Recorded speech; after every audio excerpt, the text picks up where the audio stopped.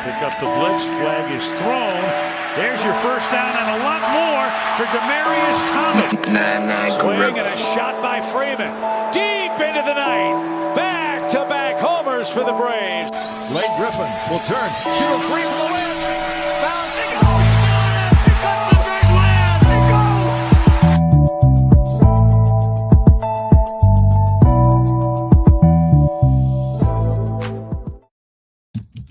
go. All right. Good evening. Good evening. Good evening. It's Tuesday. You know what that means. It's time for the #1 sports podcast as well. It's time for sports for you. I'm John. That's Mark. Here later on. That's Cody on the Cody Tuesday. Live on your TV screen. What's going on? Live on your TV screens, on your laptops, on your desktops, on YouTube and X. So hit that subscribe button for Sports for You podcast on YouTube. Townhouse Media on YouTube, Culture Clash Network, and Ballers and Breeze on YouTube. What up, Noodle? We make sure you follow us. Make sure you following us on X, Instagram, and TikTok at Sports View Podcast, at Ballers and Briefs. Lots to talk about tonight. Obviously, mainly with the NBA Finals. We're gonna get into that. Some NFL stories, a couple of college football stories to discuss that we discussed over the last show. I want to get Cody's thoughts. What up, Sam? If I was next off. What up, Sam? By the way, Sam, happy birthday to Sam. Happy birthday, Sam. Sam, happy birthday, Sam. Weekend, so same day as the Great Prince, you heard? Yeah, so shout out to Sam. Happy birthday to another man. And by the way, happy birthday to my brother Marty McFly. Flyer to you from the Susio Boys. Birthday is today. So congratulations. All right, I see you, Sam. I see you. It's 24-hour cardio. Get it in, man. Whenever you can. So congratulations. Congratulations to Sam, 43 years young. Happy to hear you made another year, brother. So congratulations. Let's go ahead and start. Let's just go ahead. Obviously, I named tonight's show. Obviously, what was going on, what we experienced the last 24 hours, and that's tonight's show was called Madison Spurs Garden, because last night we thought was the Knicks, their first home game in the Garden in 27 years. But just like their last home game, finals game in the Garden 27 years ago, it was about the San Antonio Spurs. What up, Nessa? Hola. Said to my wife at the dinner on my birthday. Your first birthday as a married man. Salute to you, Sam.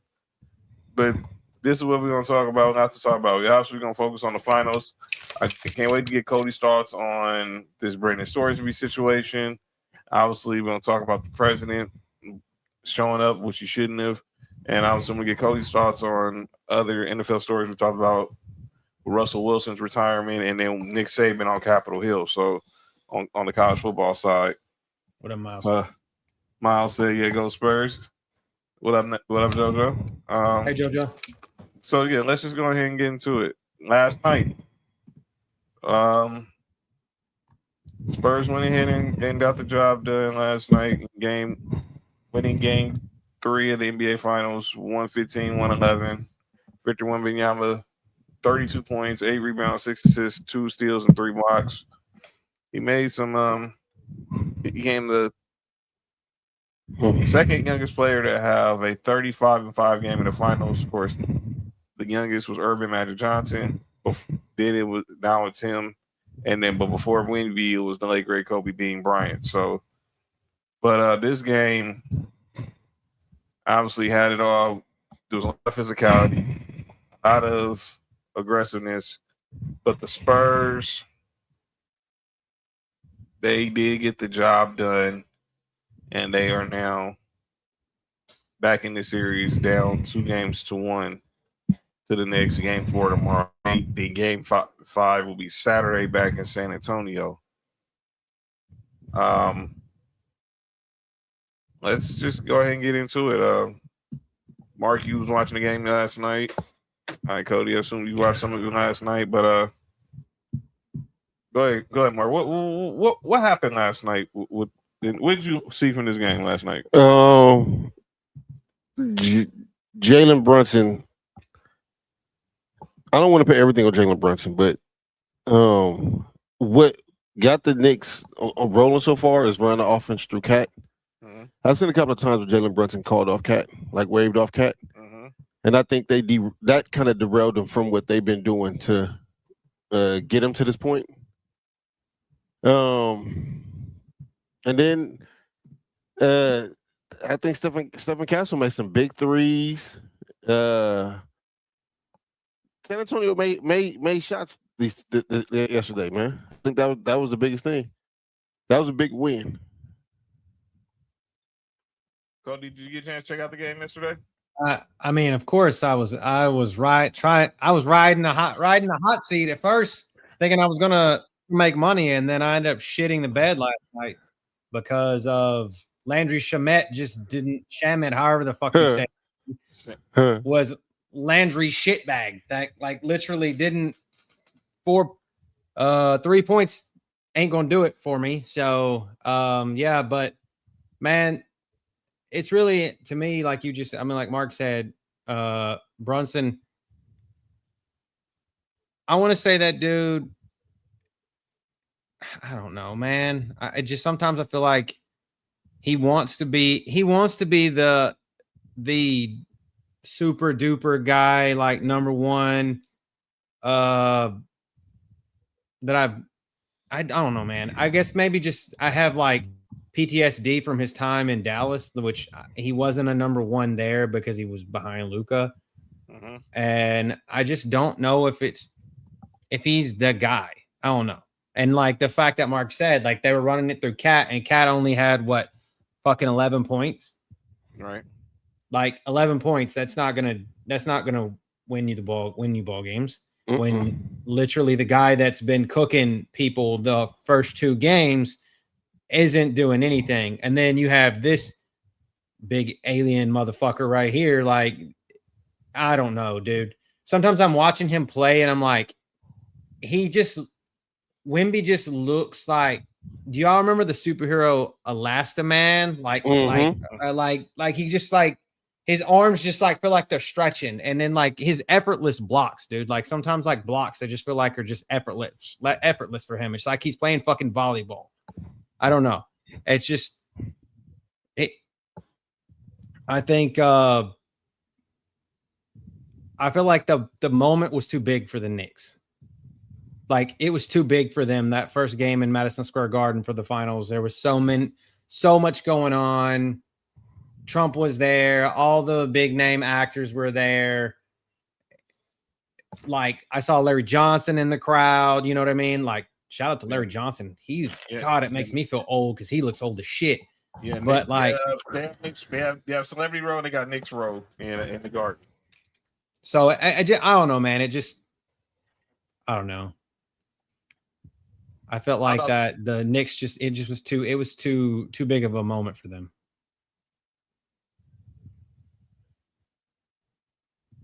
Wemby has been doing what Mark's been calling for all finals. Go to the basket. And he got down there and it was like butter. It was barbecue chicken every time he got to the rim. And he got cooking.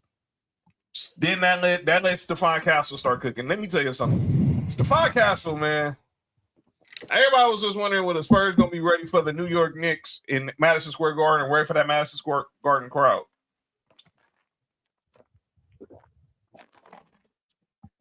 Yeah, LJ was a beast before that back injury, Fat. Yeah, absolutely. Yeah.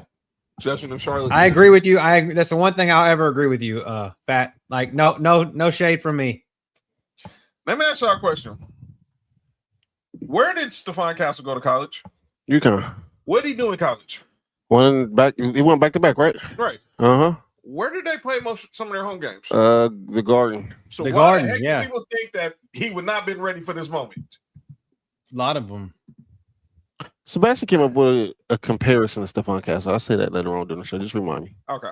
Shout out to you, Bass. But I knew he was gonna be ready.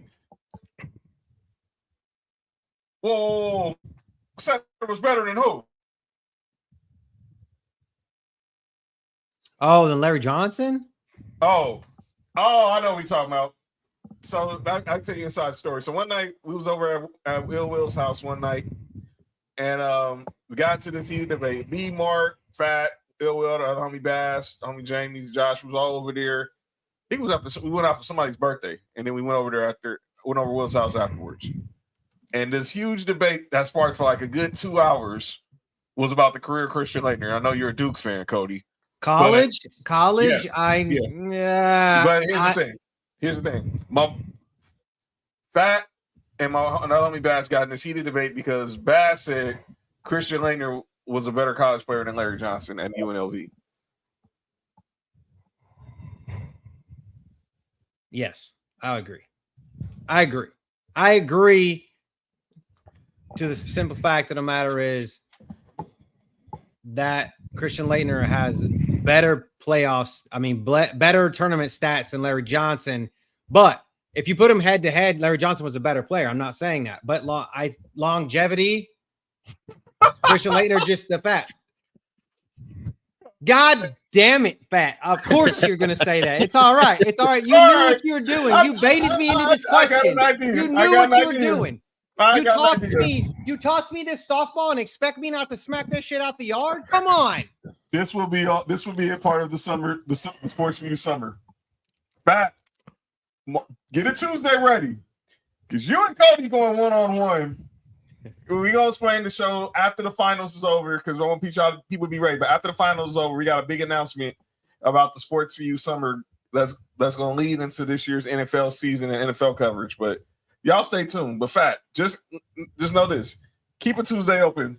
Keep a Tuesday open. And I'll tell you, and you'll thank me later. But that's the game. The Spurs just came out more aggressive. They just came out that more urgent. And I think the Knicks played a little bit like they was like, okay, we know we got game 4 at the house. But now y'all done put yourselves in the bind where let the Spurs come out and win tomorrow. The Knicks is the best out of 3, and 2 of them 3 are in San Antonio. I mean, now I still say Knicks advantage ain't been shit, but yeah, it hasn't. But I had Knicks in 6 from day one, and I had Knicks in the finals. Oh, but I had them against OKC, and we're gonna talk about OKC later because obviously I don't know if y'all heard Sam Presti's comments about SGA. We're gonna talk about that. But the Spurs seemed like they just won. They was more physical. They picked up the defense. It's just simple. When the Spurs play smart and they easily better up, they should be up 2-1. Especially if you go by when we was on the air in real time, Cody, when Wemby had that brain cramp in game 2. And me and Mark just sitting there like that didn't just happen. That was like, remember in Rookie of the Year when Henry Roy Gardner blindly threw the ball over the fence, and then they was like, is that play legal? That's what we were trying to figure out with Wemby throwing that pass off Stephon Castle's back when you got De'Aaron Fox literally right next to you. Okay. Stephon Castle, let's talk about Stephon Castle just for like 2 minutes here. Imagine being a Rockets fan and not having that guy on your team. I'm gonna give you another one. Try being Minnesota, who actually drafted him and then traded him on draft day. I thought he was drafted by I think he was drafted by the Timberwolves. He was drafted by San Antonio at 4. He right was behind Reed Shepherd at 3. The Timberwolves, I think, moved. They had the Timberwolves ended up. The Spurs had the pick, and I think I'm gonna remind it, but I believe his rights were originally belonged to the Timberwolves. But I'll let you know that right now. Obviously, I'm just saying, as a Rockets fan, we drafted Reed Shepherd. I'm trying to think, was it him? It could have been, or it might have been Devin Vassell. One of those. I think it was Vassell, right? I think that's who you're thinking about. Might have been Vassell, but somebody's who got drafted by one of those guys got drafted, and ended up. Okay, yeah. So he was still drafted by the Spurs. So I thought, okay, I wasn't tripping. It might have been Devin Vassell, I think, who was drafted in 20. Who was drafted and he got traded to Minnesota. But Stephon Castle, he's going to be next. He's got next. And that's I was saying, and even though I bring up Minnesota, that's the type of guy Minnesota needs. Next to Ant-Man. But you're not gonna get him because Spurs ain't finna let him walk out the door. He's gonna get paid. And if they build the dynasty like we're all expecting, him and Wemby and this core of guys are not going anywhere. Him, Wemby, Dylan Harper, Vassell. De'Aaron Fox is the old guy on this team. Let that sink in. Yeah, that's outside of Harrison Barnes, the old guy on this team is De'Aaron Fox. I just seen the interesting stat. It said Jalen Brunson has as many turnovers. Yes, as assists, and he has 82 points on 81 shots. Yes, that's horrible. He's not having a good series. And that's what I'm saying. Like, I just felt like that. That's what I was trying to say. Like, I feel like Jalen Brunson is just, I don't know. Like I said, I just saw the guy that played in Dallas, and that's just what I see. Maybe that's not wrong. But that's what I think, and that was the point I think Becky Hammond was trying to get to, and even Draymond was trying to basically, he was trying to also explain about. That's why we've only seen in the 80 years of the NBA, we've only seen two teams led by small guards lead their franchises to the NBA championships, and that's been Isaiah Thomas and Steph Curry. We haven't seen that many of. We ain't seen that many in this modern era. So I think that's where people need to understand where Becky Hammond was coming from. She's going off. They're not even in the same stratosphere as those two. So at all. So and then Karl Anthony Towns. Look, we've been saying like Nick said Karl Anthony Towns will be Finals MVP. And clearly, when they're running the offense through him and Jalen Brunson plays off him, it works better. But Mark showed this in the chat, and I heard this morning on First Take. Karl Anthony Towns has not scored a single point in the fourth quarter of these NBA Finals. Tell me about it. I needed 6 from him last night. 6.5 points or 7 total, but like I didn't get it. So that's what I'm saying. Like I was just like, you fucking disappeared. It's just certain things that shouldn't happen. Like we was watching the game and there was a shot that got blocked by De'Aaron Fox. Like, I mean, shout out to De'Aaron Fox. That was great timing. But anytime I see a big man get blocked by a guard, I'm confused. Mm-hmm. I mean, OG showed up way better than anybody last night. OG been balling this whole series. Yeah, I'm just saying, like, I just feel like he's like he's the guy right now for them. He's been balling this whole playoffs. He's been obviously really, well, to be honest, he's been their second.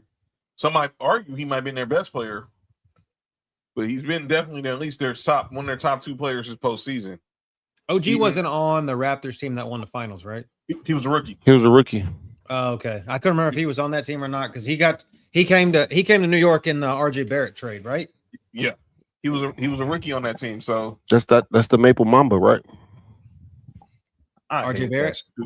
I hated that stupid nickname, but I Maple Mamba, whatever.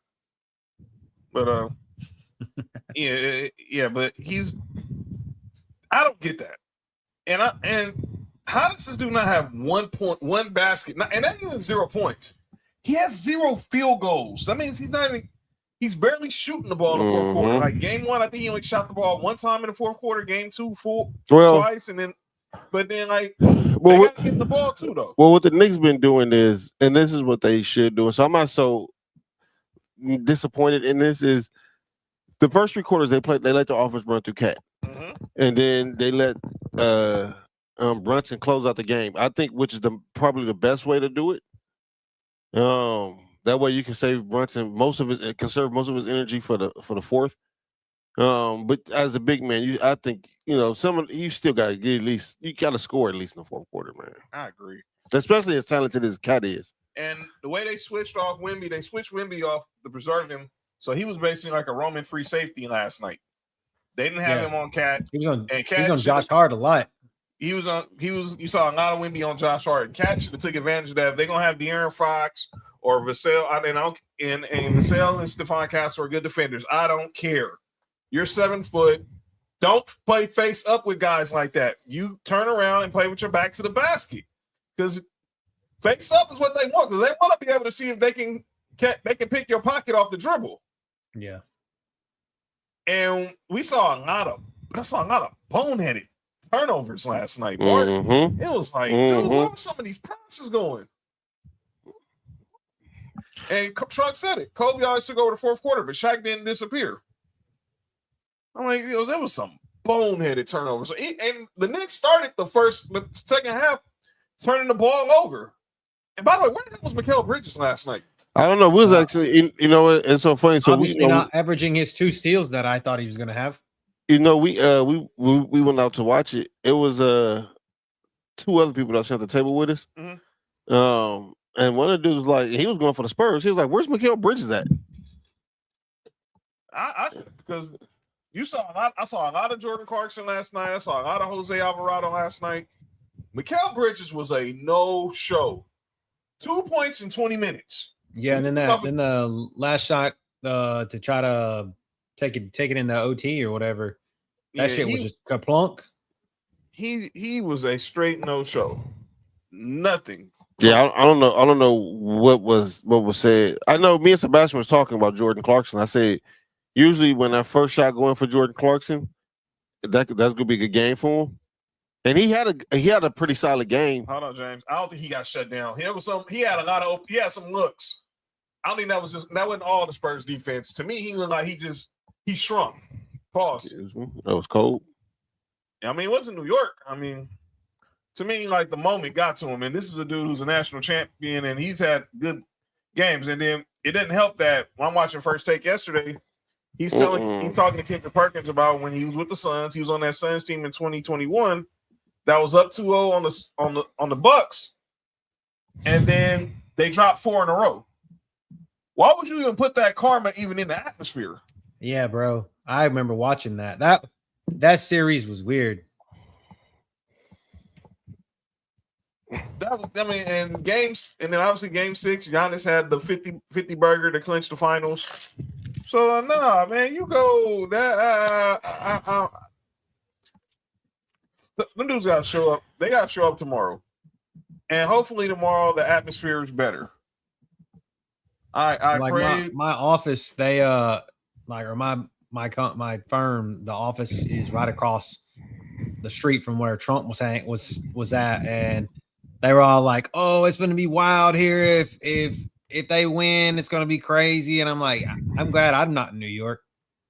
I'm glad I'm not, because that shit's got to be wild. And then people are thirsty for a championship in basketball. They sure are.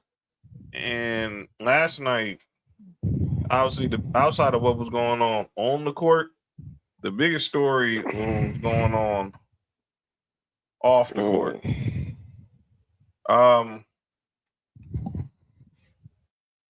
And that was with obviously what everyone's been talking about with the Knicks in the finals has been these watch parties outside the Garden.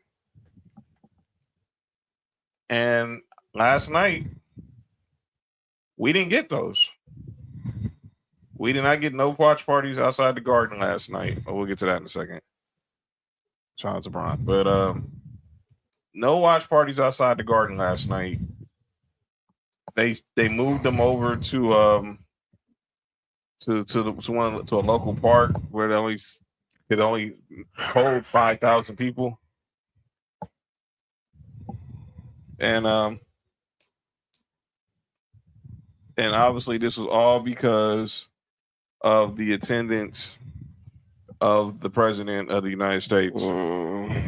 So yeah, last night, go find the picture. Was that? Oh, before I get to Trump, this play right here with Wemby and what did y'all think of that?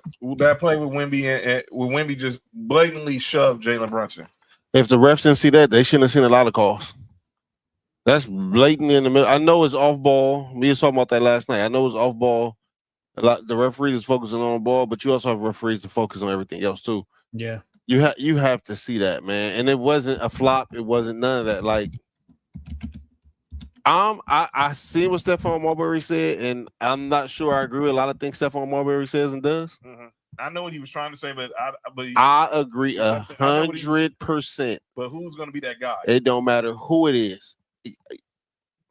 It don't matter. You have to put somebody in the game and give Wemby one of them strong ass elbows to his ribs. Sit his ass down too. Some people were suggesting, I think Kendrick Perkins was suggesting it should be Mitchell Robinson. I don't want to be Mitchell Robinson because they use Mitchell Robinson. If you need somebody who you don't mind getting kicked out the game, because if they do that to Wemby and Wemby get hurt, they getting kicked out the game. Mm-hmm. By the way, that was a dumb technical foul by Josh Hart. I understand that you didn't like it was a little bit of a foul, but I think you never owned a pair of Starberries. No, I never in my life. No, never in my life. Trunks. Never owned the Starberries. Even when he was with N1, I didn't have the pair of Stephon Marbury's. Dope basketball player, but and obviously he got game was loosely about his life. So, and I didn't agree with he said that he shouldn't have to audition. Yep. Like, come on, bro. We talked about that in the group chat. Like, dude, chill. I just remember the game. I remember the game he was on the front of NBA Ballers. Video game. I don't remember that game. No, it wasn't a flop. It wasn't a flop. It wasn't a flop, Bella. That was like a bitch get out of my way thing. Yeah. Pretty well Yeah. was. Yeah. That was a purity shove. That was move, man. You said Charger? Yeah. That was move, man. Just watch out, man. Yeah, so I don't agree with that should have and John, I put in the group chat, both of y'all probably I don't know if y'all seen the chat. Uh-huh. Thank you. That flagrant that they called on Jalen Brunson. That was all right, man. The same thing happened for Josh Hart, but Josh Hart didn't fall, and they didn't call a foul on. It was the same exact play when Josh Hart shot it. The rest, look, I'm not, and we'll get into what Mike Brown said, but that's chess. But let's be clear, I've been in that position before on the bottom. Nessa, relax. Wait, is that what happened in Vegas? Oh no, whatever happened in Vegas stays in Vegas. Yo, you good? I didn't say nothing about nobody's. I just said whatever happens in Vegas. You good? I didn't say. Listen. Whatever happens in Vegas stays in Vegas, and whoever put the cup to the door. All right. Shout out to the cuck. Like I said, was it a pack of cigarettes or a booty tang action? Water top. That's all I tell you. That's the name. All right. Bella, relax. Bella's wild. That's a guy. That's a Bella that is hilarious, Bella. Yo, Bella's wild, dude. Y'all know how much jokes are inside that one joke. All right, but last night everyone felt the spirit of the Garden didn't feel the same. And look, we had all the celebrities there. Relax, JoJo. You saw Jeter, you saw Eli, you saw Ben Stiller, Tracy Morgan, Tina Fey. Shamalama. Timothy Chalamet. Is that the dude I don't like? No, that's M. Night Shyamalan Ding Dong. Yeah. Him and Jordan Peele the same Timothy person. Chalamet. Timothy Chalamet. I said Stiller. Obviously, Mariska Hargitay. Who? Fucking Spike Lee, dude. If I was a ref, I'd want to bitch slap him.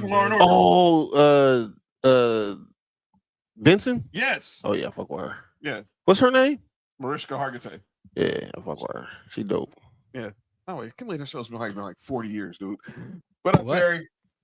Law and Order. Yeah, Mariska Hargitay and bald dude. Other dude, the bald dude, he was over there with her, her partner. Not Ice-T, but the white dude. I saw, Bobby from the Sopranos were in the building. Fat Joe was there. Khaled. Let me say this to DJ Khaled. You don't sit courtside, stay off the damn phone. I'm sorry. He was on his dean. And is Khaled got the is he hanging out with Karl Malone? Why he got a young girlfriend? No, you good? People think that Khaled was using the spray on the head. Excuse me? Maybe. He spraying some girl head? Oh, spray on. That's a violent head. Yo, you good? The Housens were out. Yeah, Chris Maloney, he was there last night. Yeah, Dan Housen was in the. By the way, Dan Housen was in the booth with McAfee and the boys last night. Yep. Cardi B and Cardi B's performed at Cardi D's. That might be Cardi D. Cardi D's. Barkley's wild for that. Yeah. Cardi D's is crazy. I couldn't be on that show because I would have mentioned the areolas. And then that was it. That's all I can think of. Obviously Fat Joe was there. But yeah, that was a lot of stars. And then obviously the Knicks row was Patrick Ewing. Hey, this is the Knights' fourth time going to the finals, or third? Third. So in 9 years. Yeah. Third, 9 years, huh? Yeah, it's third time. They've only been in the league 9 years. They've already been to three. They have been to three of them. Already been to three. Mm-hmm. They are the fucking evil empire. Shout out to the Vegas Knights. I don't do shit about hockey until playoff time. The Knights are winning me money. So I said Knicks row was Patrick Ewing, J.R. Smith, Tim Thomas. We saw Larry Johnson, Spreewell, Marbury last night, Iman Shumpert. Rob said Barkley living that uncountable life. Must be great. All right, so well, Barkley don't like Cardi B. Never mind. But like I said, the vibes in the game outside weren't the same because this man was there. The president of the United States of America, that's Donald Trump, was in the box last night next to Knicks owner James Dolan. Of course. Oh, they homies though. Yeah. So and a lot of people go ahead, Cody. What you gonna say? All right. I'm not gonna make this political. I don't like the guy. I don't like the guy. I don't like the guy. Personally, don't like the guy. But we can act like we know he's an asshole, but we can't act like he's not a sports fan.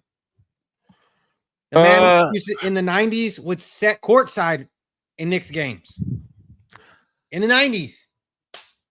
I know he's there for a publicity stunt at this point to fix his, try to repair his image and put his face out there. And we are at a point where this is the 250th anniversary of the United States. So of course we're going to see this fucking smug face everywhere. But at the end of the day, like let's not act like he's not a sports fan. Right. Hey, Cody, my problem with him going is not the fact he's a sports fan or not. I have no problem with that. I know he's a sports fan. And I know, him and Bill Dolan, I think they really real life homies. They are.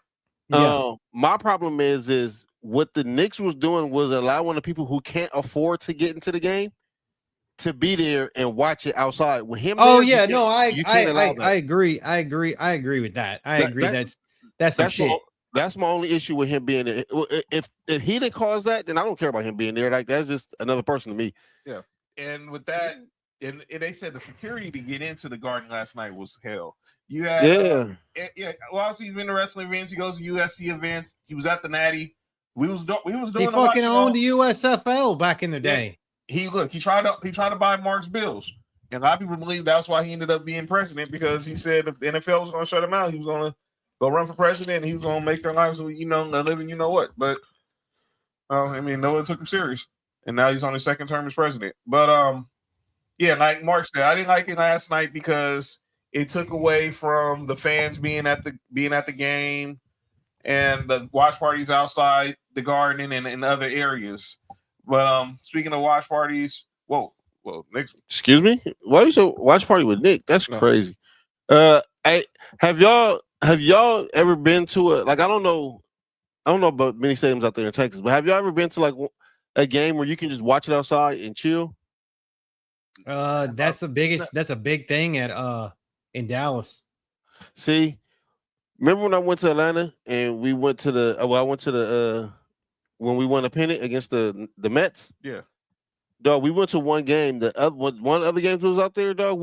They have a big ass like 300-foot monitor out there. Yeah, where you so can watch the game.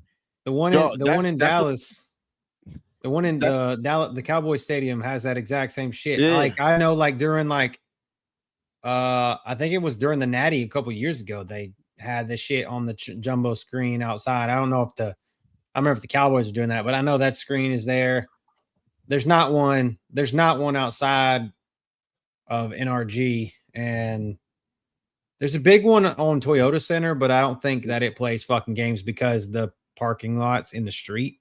Yeah. because it's like on the like it's literally on the street, and right behind it is the interstate. So there's not a real good spot to do it because it's at a weird angle from the parking lot. But I know what you're saying. I've been to games where it's like that. And That's the way it is. And shout out to the Knicks because, like I said, man, they said that the nosebleeds was like 5,000 to get in. So most of the people who live in New York, it's gonna be hard. They're not gonna be able to get in. You making it it's a friendly environment to go there and still be there, get that same energy. But when he's there, dog, because of he's there, you can't do that. Yeah, that really stuck. And obviously, one person was vocal about him being there with Stephen A. Smith. So I'm gonna get back. We're gonna talk about this. Then we're gonna get back to what Mike Brown. I want to get to what Mike Brown said about the officiating. And John, I know he's about to play it, but I agree with Stephen A. Smith, one of the other people I don't agree with often. I agree with what he said. He said it's not about because it's Trump. He said it could have been Obama, it could have been Biden, it could have been Clinton, it could have been Kennedy, it could have been anybody. When you the president, dog, you know what. Yeah. Look, and I'm gonna tell you, and that's a good contest. Nancy and JoJo and Trey was in the comments. He contested this. Yeah, because y'all the president. You're the president, right?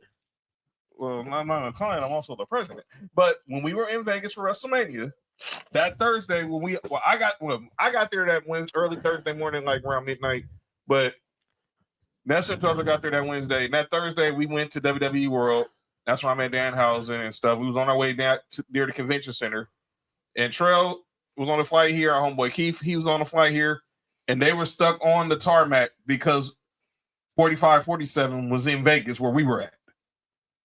And our Uber driver, who we had for the weekend, she was telling us a lot of traffic on the 15 got backed up because of him. She was throwing it back on the 15? No, relax. Oh. A lot of traffic was held. There was a lot of traffic held up because he was, he was in Vegas. This is like that Thursday before WrestleMania. So yeah, we know when he comes here. I noticed with my daughter's mother, she worked in Beverly Hills. Yeah, shout out to our Uber driver. She was dope, but I hope she got that money too. But I noticed when my daughter's mom, when Sophie's mom worked in Beverly Hills, they had certain streets over there that were blocked off because of whenever the president rolls into town, they had obviously the Secret Service caravan was, had certain streets you couldn't go down. But I want to play what obviously we hinted out earlier. Stephen A. Smith talked about it yesterday on First Take. The president, as he does always, feels the need to respond to everything. So while he was getting back on his jet, they head back to the Are they about to lose this game? It looked like the DMV. Yeah, well, he's about to head back to the DMV, head back to the White House. I want to play you his response to what Stephen A. Smith said about him showing up to the game and pretty much thinking his appearance might have been the reason why the Knicks might have lost. It was, I think, mostly cheers. It was loud and it was very enthusiastic. He was not an enthusiastic. What the fuck? Where'd Trump come from? The Knicks lost the game. How do you respond to that? I think he's a nice guy. I think he's a nice guy. But you need a certain aptitude to run for president. You need You're fake news. Fake news. I don't think he does, actually. All right. Press pause. Just press pause. I think mostly just press pause. Just press pause. I got two things to say. It's just incredibly incredible. Listen. I'm sorry. Listen, did he say you need to have a high IQ to run for president? Yeah.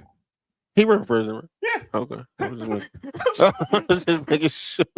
So Stephen A. saw that this morning, and in true Stephen A. fashion, he responded to the president and with a personal public service announcement.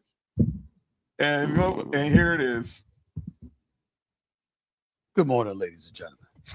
How you doing? Oh my God. Our president, God bless America, showed up in New York City last night. And needless to say, what I feared would happen ended up happening. The New York Knicks lost. And obviously, I'm blaming him. Why am I blaming him, ladies and gentlemen? It's very, very simple. because the president disrupted our mojo. What? I've said this on many occasions over the last 24 hours, and I'm saying it again. The man messed things up. Now, why did I bring this up? Why was it important for me to discuss this? There's several reasons. Number one, the New York Knicks haven't won a title since 1973. At that time, our president was 26 years of age. He was not a toddler. He was not a child. He was there. He was there in 70 when Willis Reed walked through the tunnel. He was there in 1973 when Walt Clyde Frazier dropped 30 plus in a Game 7. He knows over the last 53 years, we haven't had a moment to celebrate since that period in time. And he knows how miserable New York fans have been. Why? Because he's a Queens native. He's from this area. He knows exactly what New Yorkers have been through, and he didn't care. Why would I bring up the importance of him not caring? Because, ladies and gentlemen, in case you didn't know, 3,578,599 people in the state of New York voted for this man. That equated to 43.3%. Was it enough to win New York from an electoral college standpoint? No, but it was enough to give the Republican Party about a 10% jump over the Democrats in terms of what it was compared to 2020. New Yorkers have looked out for this man. I thought he was supposed to be looking out for us. He wants to sit up there and talk about my low IQ. We'll get to that in a second, because that part really, really made me laugh. Instead, let me stick to the New York Knicks for a quick second here. Not only did we lose the game, did you see traffic? Did you see the watch party that wasn't outside of Madison Square Garden? Did you see thousands upon thousands of faithful New York Knicks fans that were forced to remove themselves from the area? They're going to sit there and tell you there was some condensed area that was blocked off. I was on 25th Street. I couldn't get through it with my car. I was on 39th Street. I saw cars that couldn't get through.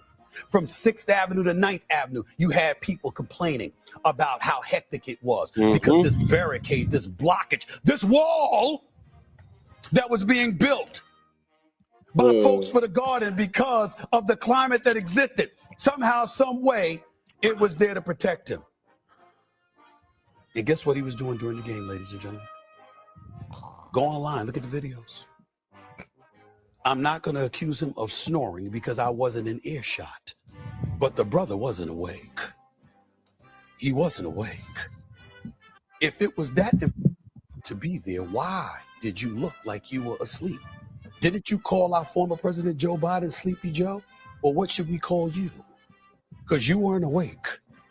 Meanwhile, the New York Knicks is crazy. were playing Game 3. Meanwhile, the New York Knicks, a team you pretend love, a team that you had season tickets to, a team that you have supported throughout the years, you turned your back on them. That's what you did for your own selfish, narcissistic motives. I told you if you showed up, what could potentially happen. And it ended up happening. And now the New York Knicks have to go back to San Antonio. Why? For Game 5. Why? Because you got in the way for your own selfish motives. I agree with him. JT said, "Yeah, he was spit, but he was not up to the." What up, Christy? Man, but yeah, I agree with him. I think Trump three in there. I think some of the fan mojo, because there was a lot. Those watch parties sat like, I mean, they was like thousands. I mean, I'm talking about 10,000s of people out there. They had to go to the nearest park, and they cut that attendance in half. Yep. So I do think it played a part, because I think even though a lot of fans can't afford to get into the Garden during the playoffs, especially not during the finals, those watch parties became a thing where that built the you know. Hopefully Dan Housen still has a say on that though, JT. You would hope that somehow very, very fake, very evil. No, he's very fake. He's very fake and he's very evil. He's very low IQ. He likes a lot of human monies. He doesn't have human monies like me, okay? Not like me. We both wear makeup, face paint, but mine's better. Okay. That's funny.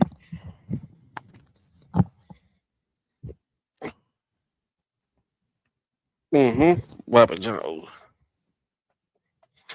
But yeah, that's why I think. That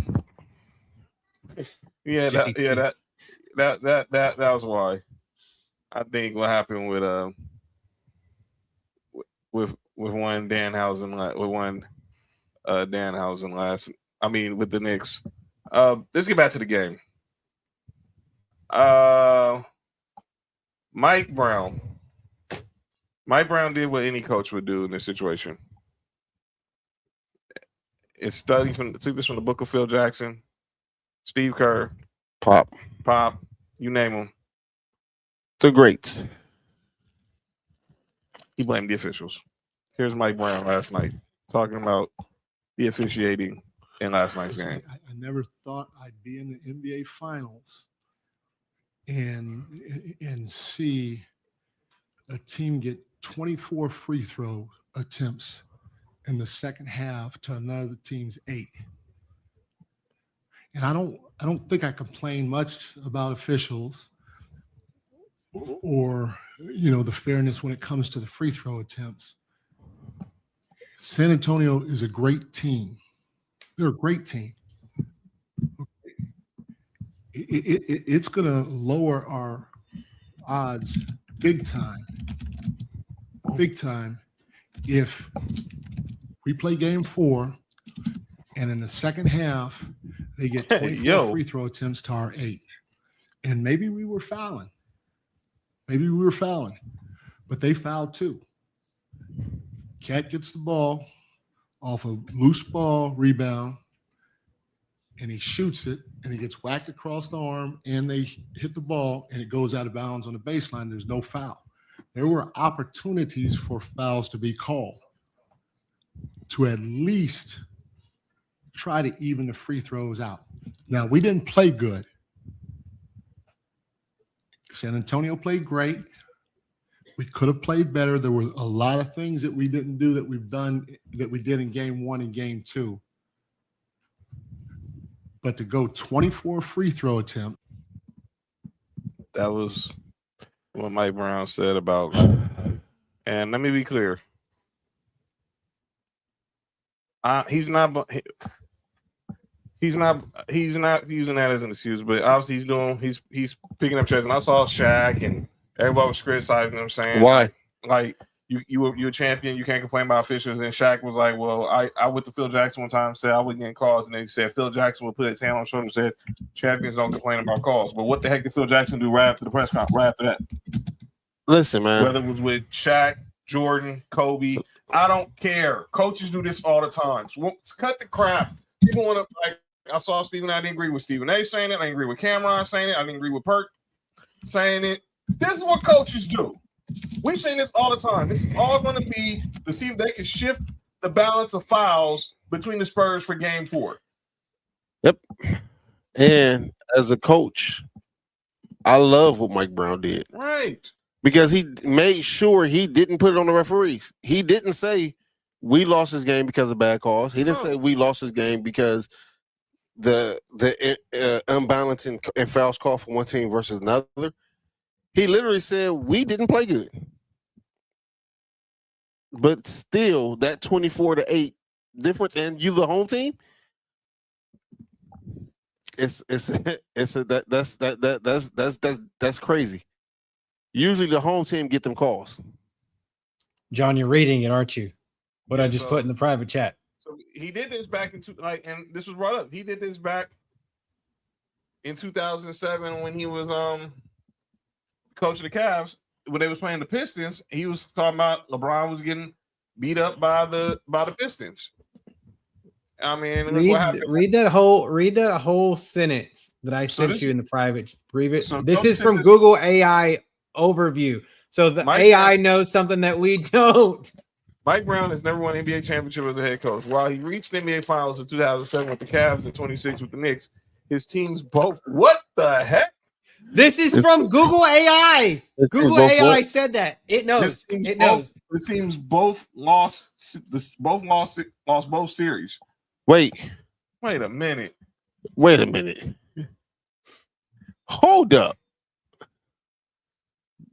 That's per Google AI.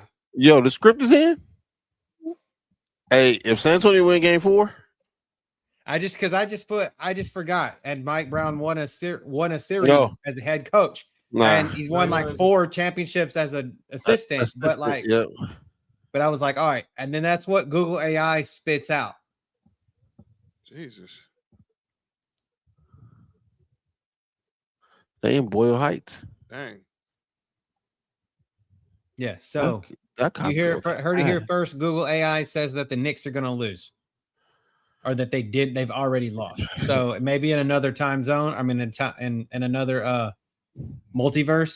universe, they've lost already. It's crazy. That's crazy. Let's go to some other NBA stories while we here.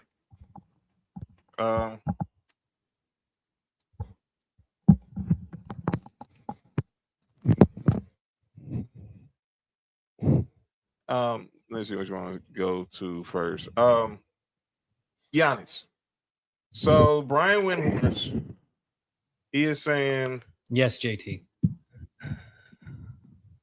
Yeah, he is saying that he's hearing that that Giannis wants to be a member of the Miami Heat.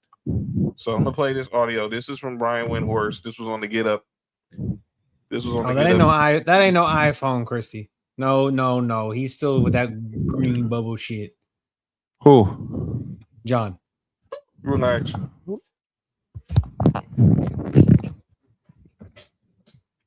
Oh, Angel Reese went crazy tonight. Oh, yeah, we gotta talk about that. Hi, moms. Here we go. Yeah. So what would the Heat send to Milwaukee? I'm about to tell you right now. Here's what Wendy had to say. Did he say that on McAfee today? No.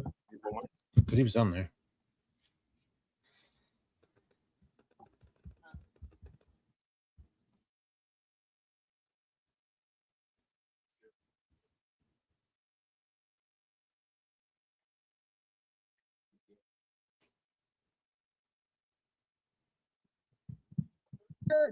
Boston's ready to trade Jaylen Brown. Jaylen Brown and Jason Tatum won a championship together. I thought that there was a decent chance we'd be in Boston right now for Game 3 of these finals, and then Tatum gets hurt. I'm not sure Boston's ready to do that. I just think you have to. It has to be draft picks. The message Oklahoma City is sending out is they are not touching that core. You can choose to just not believe them if you want. They say they're running it back. The team to watch here is Miami.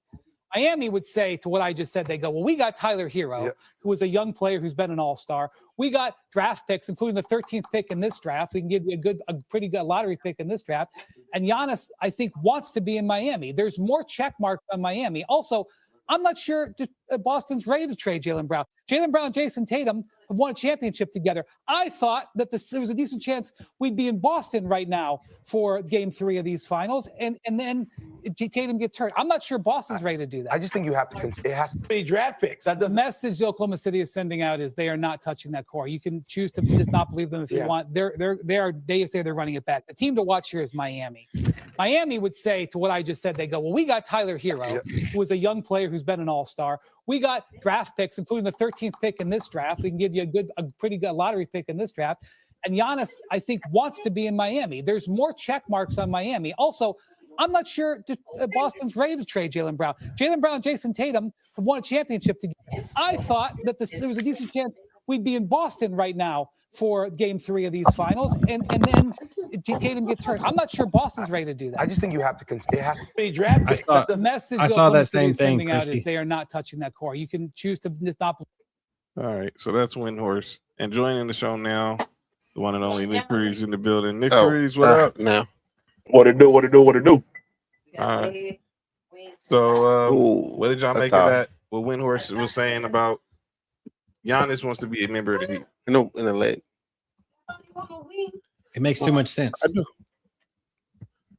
Pretty much. Nick, what up with it? Him and Bam? But I would think in order to get Giannis, you would have to give up Bam, right? Yeah, but it He just said Tyler Hero and picks. It sounds like I'm gonna play it again. This is Brian Windhorst. What he said. We heard it like 5 times. John. But But that's what he said. That's what he said. Because I think the Heat don't want no. I think the Bucks don't want no huge contracts on their books, and they know if they get banned. Nick Frozen, the greatest pitcher of all time. Can someone screen capture that? Wait, what happened? Dominicano. Oh, you froze at the greatest like album cover picture ever. Oh shit. That's fucking funny. Dominicano. Me no black. What I picture it. It's I don't know what Giannis wants to do. I mean, like Jay Williams was the first person that suggested the Jaylen Brown situation, but it's all about if Boston wants to trade Jaylen Brown and if Jaylen Brown really wants out. He's saying he don't want out. So and Giannis is saying he wants to go to a team that has a legacy and this and that. I don't think we won't know what Giannis wants to do until it's done. Pretty much. I guess too. Yeah, I don't know what Giannis want to do, but I'm with Mark. Whenever it happens, it happens. You know, we've seen all this. We want to go somewhere where this and that happens, and then you see guys go to New York Knicks instead of going to Miami. Yeah, you feel what I'm saying? Yeah, so because Dame was supposed to be in Miami. Yep. Yeah, but you know how that goes. But I get it. I get it. They said Tyler Hero on picks. I just don't think that should be. That's not enough. That's not enough at all. That's not enough at all.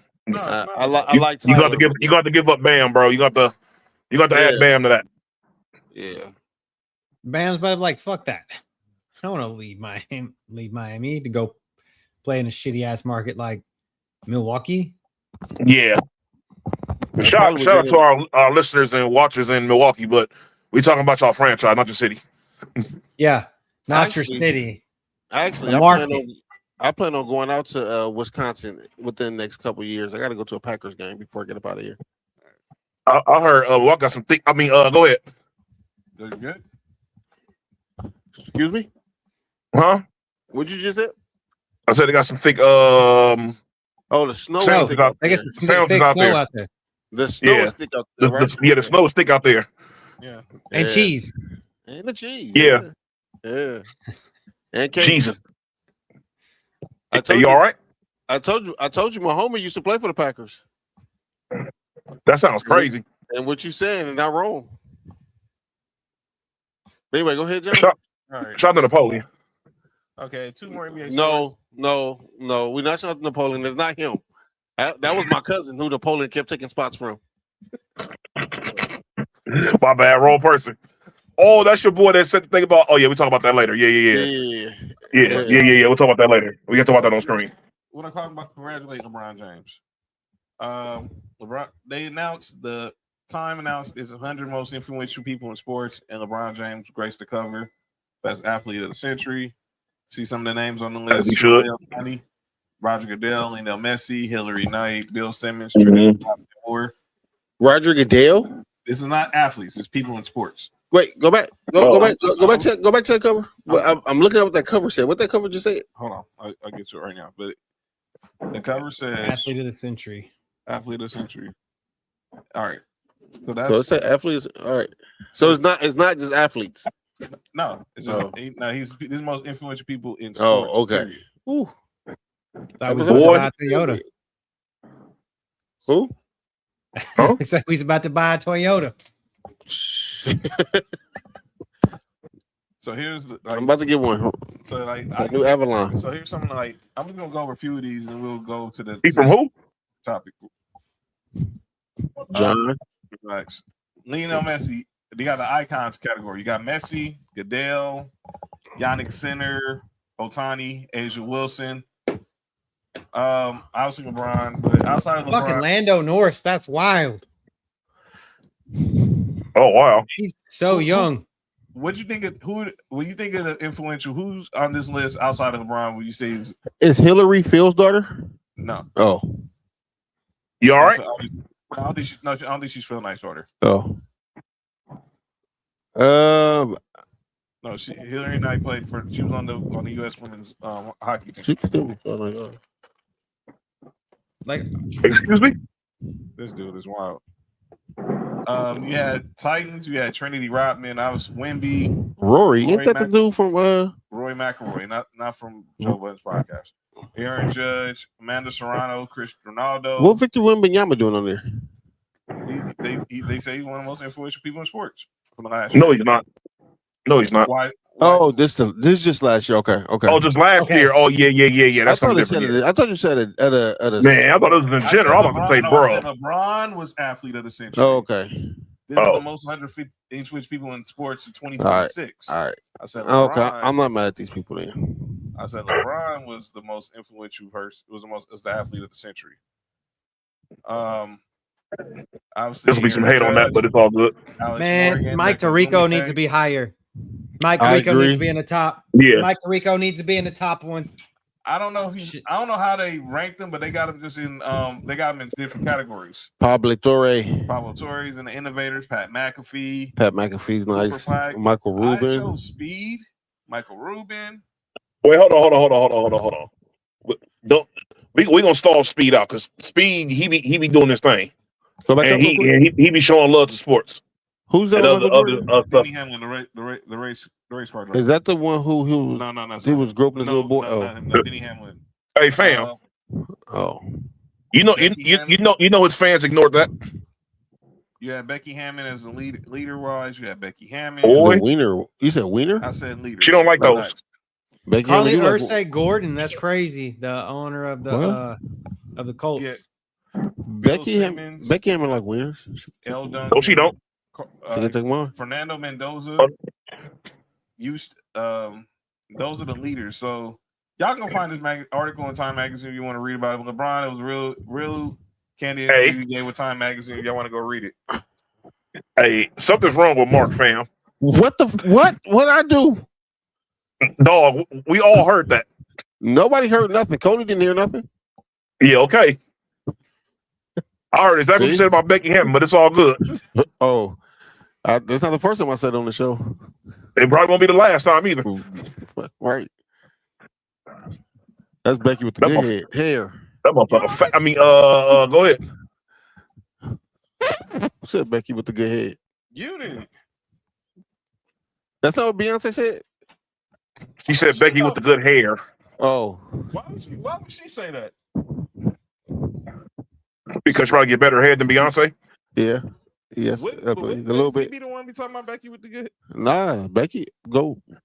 All right, come on, John. Go ahead. All right, so Sam Presti, GM. Cody want to have nothing to do with that conversation. So we just got listen. I just want y'all to know something. When y'all see Cody's face, that let you know when it's time to move on. Sam Presti is he had his exit interview finally, and here's where he had to say about a lot of the criticism that SGA gets. Yeah, Cody was looking like, I do not want to be a part. Yeah, I'm not falling into that fucking trap. I'm not like Charles Barkley. I'm not uncancelable. Bam. Hey, Charles Barkley chain came off when he said that. He was tripping. He said the wrong thing though. No, yeah. Wait, no. Go ahead, John. Here's Sam Presti talking about a lot of the criticism SGA gets. Thank you, Mom. Things that talk shit about. This is actually one I've never talked to him about. He's probably gonna kill me for talking about this. Truthfully, well, first of all, let me just start with the opposing coaches for a second. The post-game press conference has turned into the bully pulpit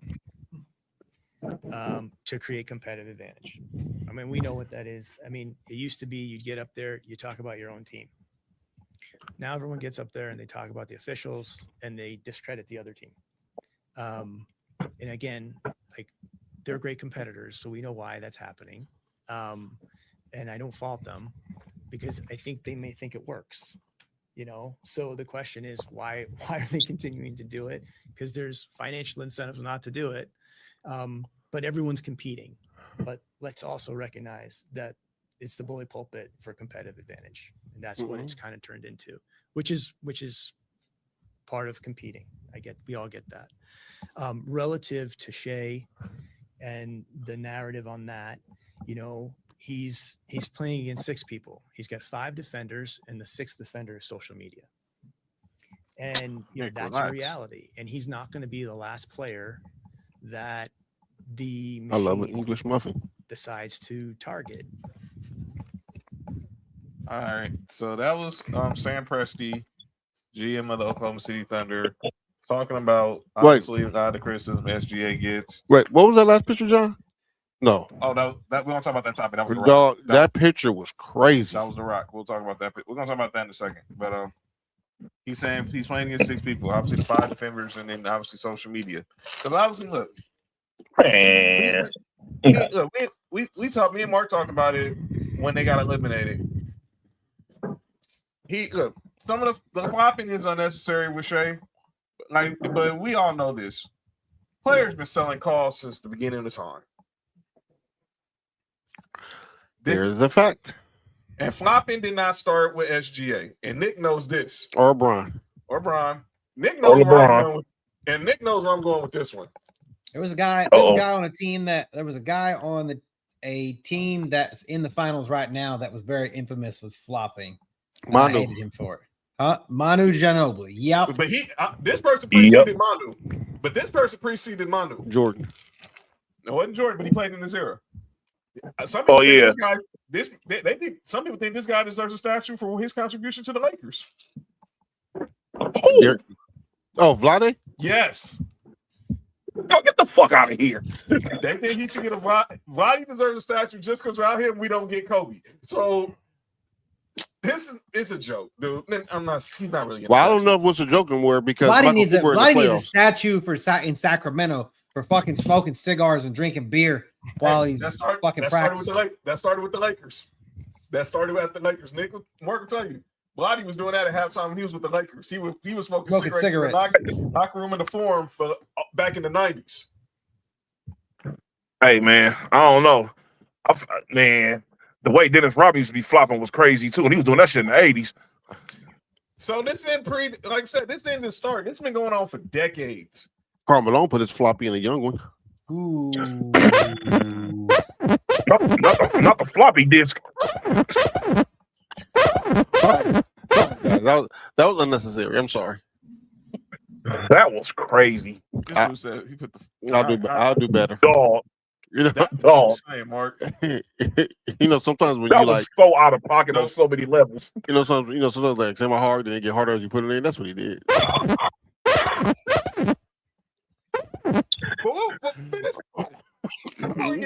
Cody face again. Just look at Cody face again. Let's keep the main thing the main thing.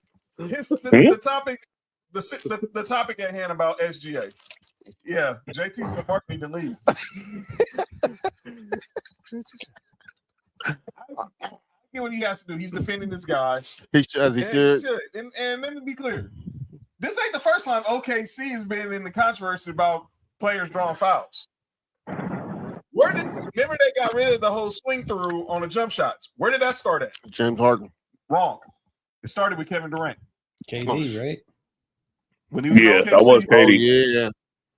When he would swing his arms through the defender's arms, and he would go to the line a lot, getting 2 free throws on jump shots.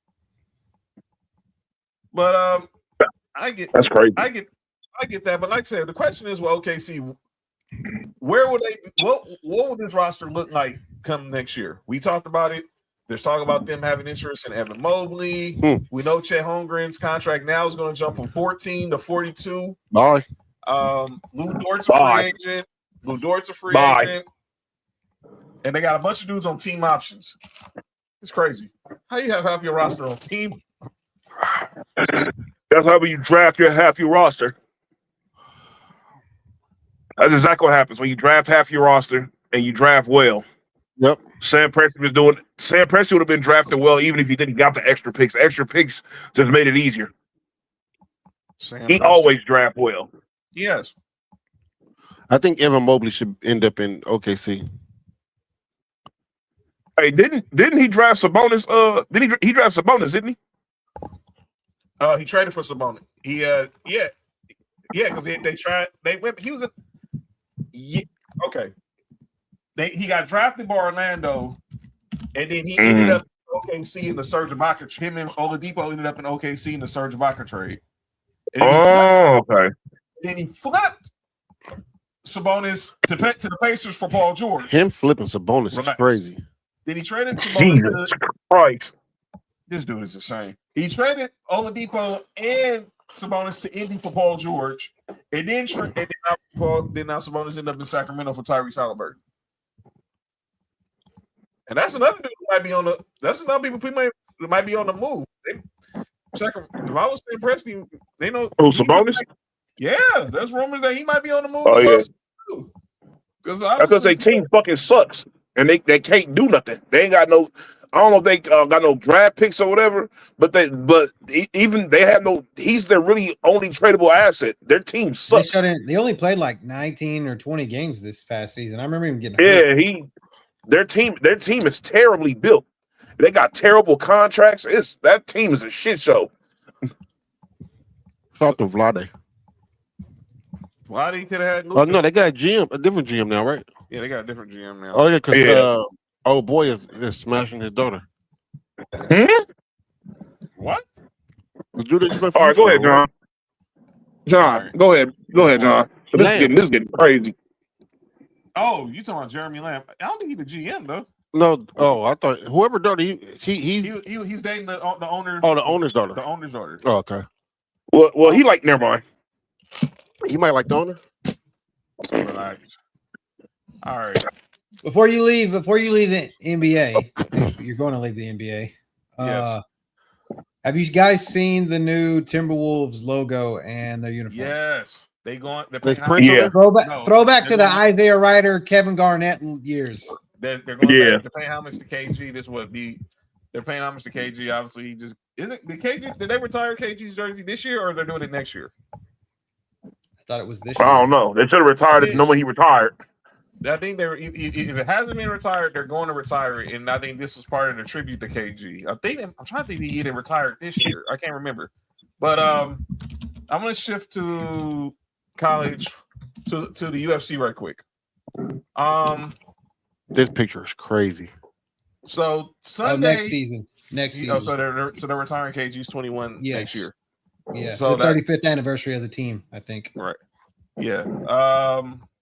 The UFC, they're having this big event on Sunday on the White House at the White House. UFC 251, and they're having a hard time getting celebrity A-listers to show up to this event. The Rock, Adam Sandler, and other A-listers are reportedly not attending the White House. Card. Who the hell is that right there? That was Dwayne Johnson. That was one nigga. That was one Dwayne Johnson. That is one Dwayne Johnson. All right, so that's Dwayne Johnson. Who was that holding it? He's holding his own Johnson. What? Pause. Over his mouth? Everybody look at Cody's face. This is before he got put on the board of TKO. Oh, never mind. Don't look at Cody's face. Hey, did y'all hear? Hey, look.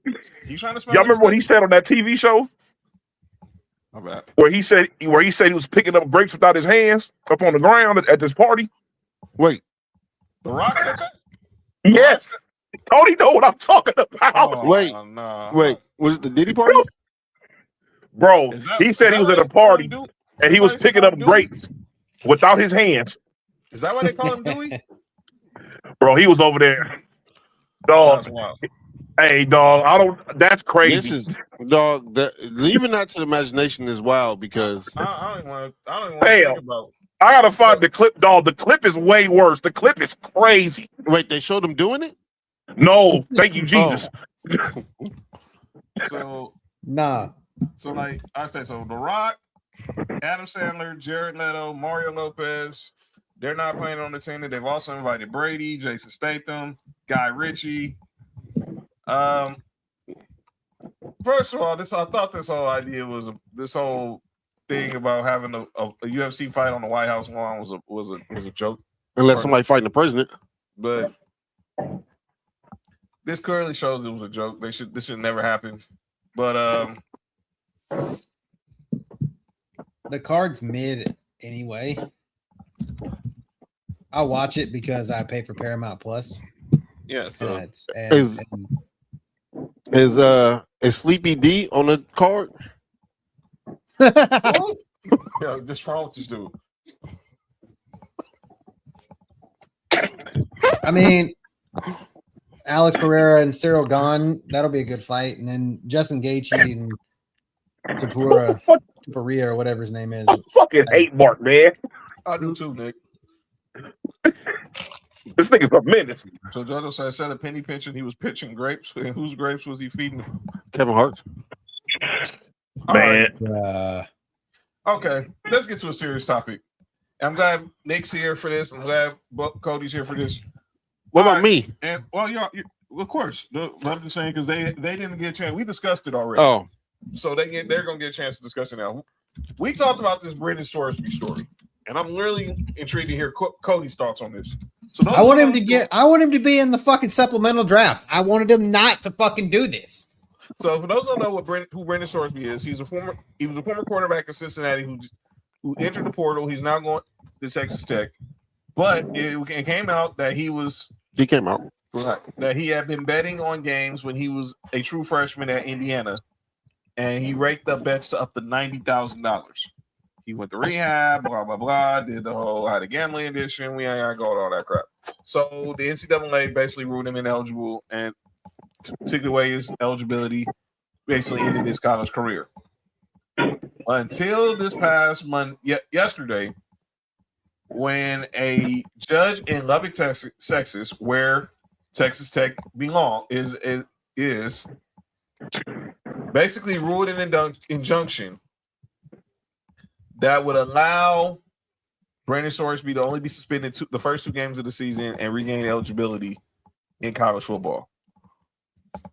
Before we get Cody's thoughts, I want to play 2 prominent voices in college football. First off, the man who broke the story, and that was Pete Thamel from ESPN. He was on McAfee's show. Again, shout out to McAfee yesterday. They did dope during the finals cast yesterday.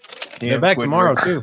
They did what? Him, Quinn Richardson Burke. They did You said they did dope? No, they did alternate broadcast during the finals. Oh. So this is what Pete Thamel said about this news about Brendan Sorsby live on McAfee's show yesterday when the news broke in real time. If you could fill in the gaps and also let me know what today means. So a judge, the second judge that was put in for this case, heard everything and ruled that Sorsby is allowed to play, and also said the NCAA is prohibited actually from stopping him from playing. Can you tell us more about how we got here and what we think it means for a precedent going forward?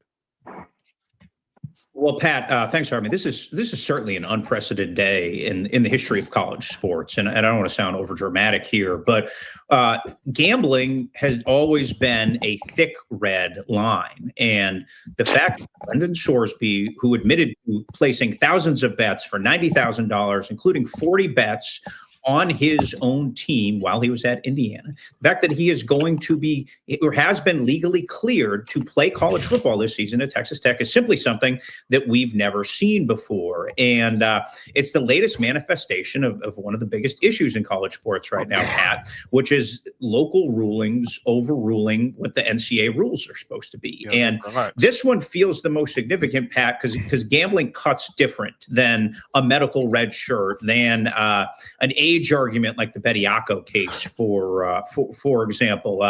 I don't think I've gotten more text on my phone about a news story unprompted ever, or certainly not in the last 5 years. I mean, my phone did not stop ringing. And in the general tenor, Pat, around college athletics, I would say is one of disgust.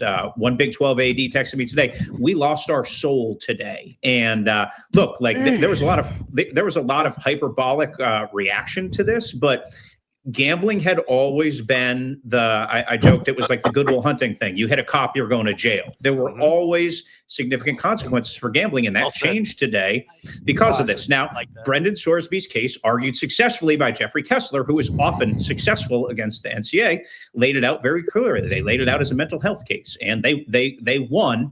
The NCAA is expected to appeal this case Now, whether the timeline of that appeal matches with when it matters is what remains to be seen, correct? Like the NCAA could get a hearing in February, and Brendan Sorsby will have to combine. He doesn't have to go. It doesn't matter. It would be rendered moot, and that had always been sort of part of the expectation with this. Is if the temporary injunction was granted, then once the injunction was granted, he would roll and play, and then everybody would kind of move on. So we'll see if the timeline of that gets expedited in Lubbock County. I've certainly reason to be skeptical of that, but yeah, this is certainly a day, Pat, that's that is certainly going to have ripples for a long time. All right, that was Pete Thamel. Here's the mouth of the South. Excuse me?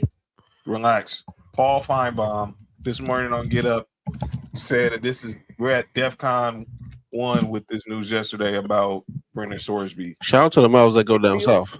I mean, going all the way back to Pete Rose, which in my now almost 40 years in media remains, I think, the most explosive story that I've ever seen.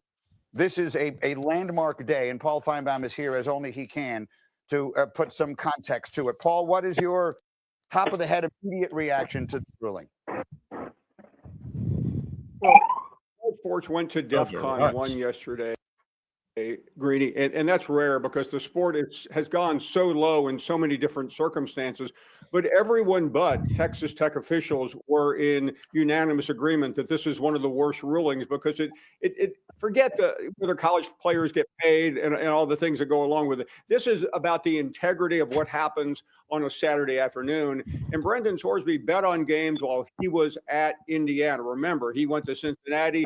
He's a transfer. He has not played a down for Texas Tech, and they maintain they haven't done anything wrong. They sent him to rehab. It's a great example for the youth of America, and you can stop laughing now over your cornflakes. The point is, what happened now. I think everyone knows what happened yesterday. This is a Texas state judge. The original judge, of course, was a Texas Tech graduate. They brought in a retired judge in Fort Worth. He ruled the same way. He delivered a 3-page ruling. It was like, I don't have time for this. I'm going home to play golf with my Texas Tech buddies. So the statement yesterday from the Big 12 commissioner was interesting because he really didn't say anything. And I believe, Greeny, that Brett Yormark is probably the only one left that can stop this. He can declare the Sorsby ineligible. Yes, it would be litigated, but at least somebody would stand up. Until now, no one has really done it, especially this court in Texas. All right, that was Paul Feinbaum. We heard from Pete Thamel. Cody, I'm going to give you the floor first from the legal side of this.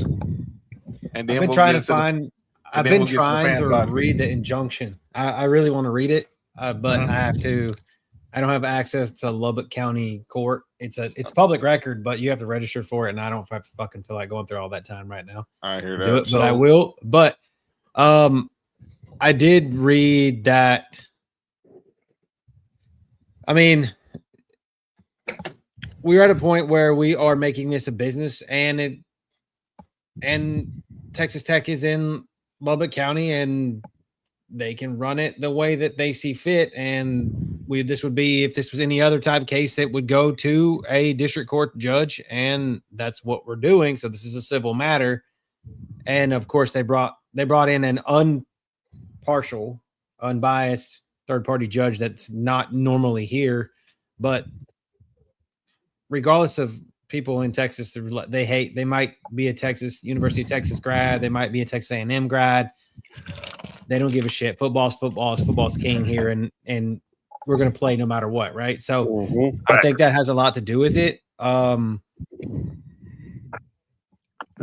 guess it's a slippery slope, but at the end of the day, the kid admitted to it. Fuck it, let's play. Let's just move on. Let's just move on and let him play.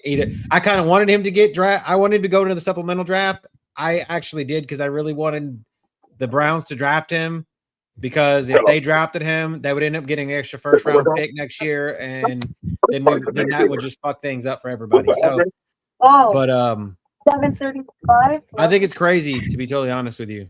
And someone that's looking at this from a legal standpoint, this is the kind of shit that I got into law for, was this kind of stuff. And I don't get to do this kind of shit, but it's very interesting to me.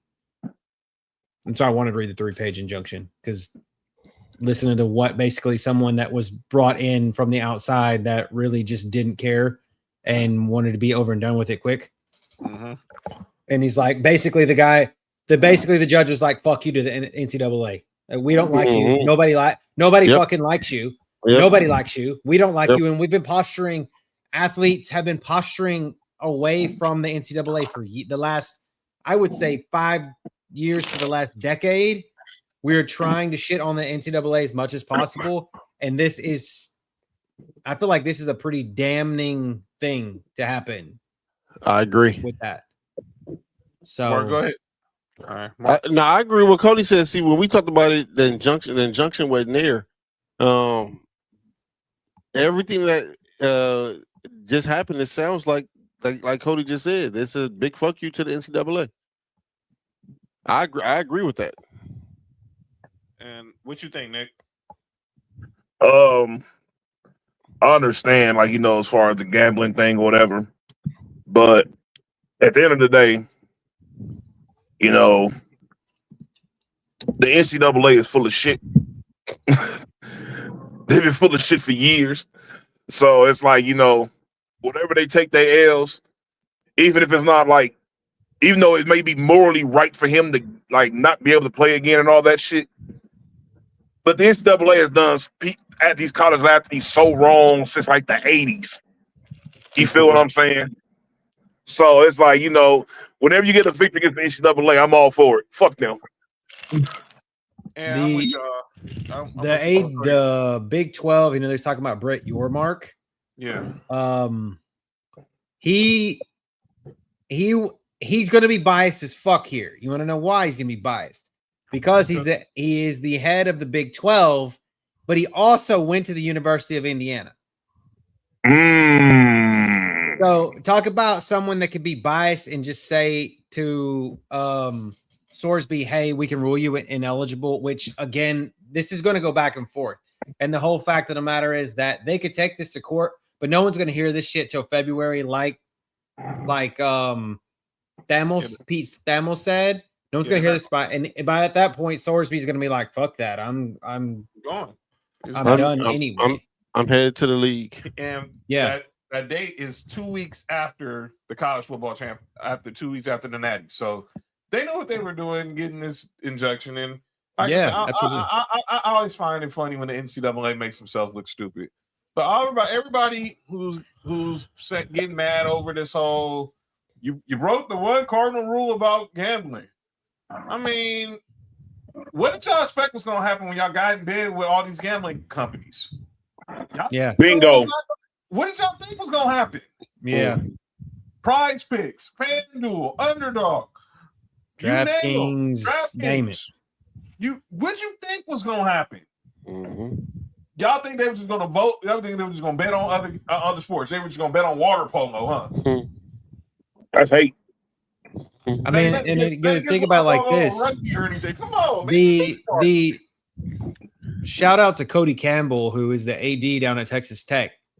He is big in Capitol Hill right now. Like he is on that. He's big. He's big on Capitol Hill with that extra bill that they're pushing for athletes right now. And Texas Tech has got a lot of money. Got a lot of fucking money. Their NIL budget is astronomical right now. And so what's the story that said Deion not giving NIL, said freshmen can't get NIL money? Is that true? They can get NIL money. They're independent contractors.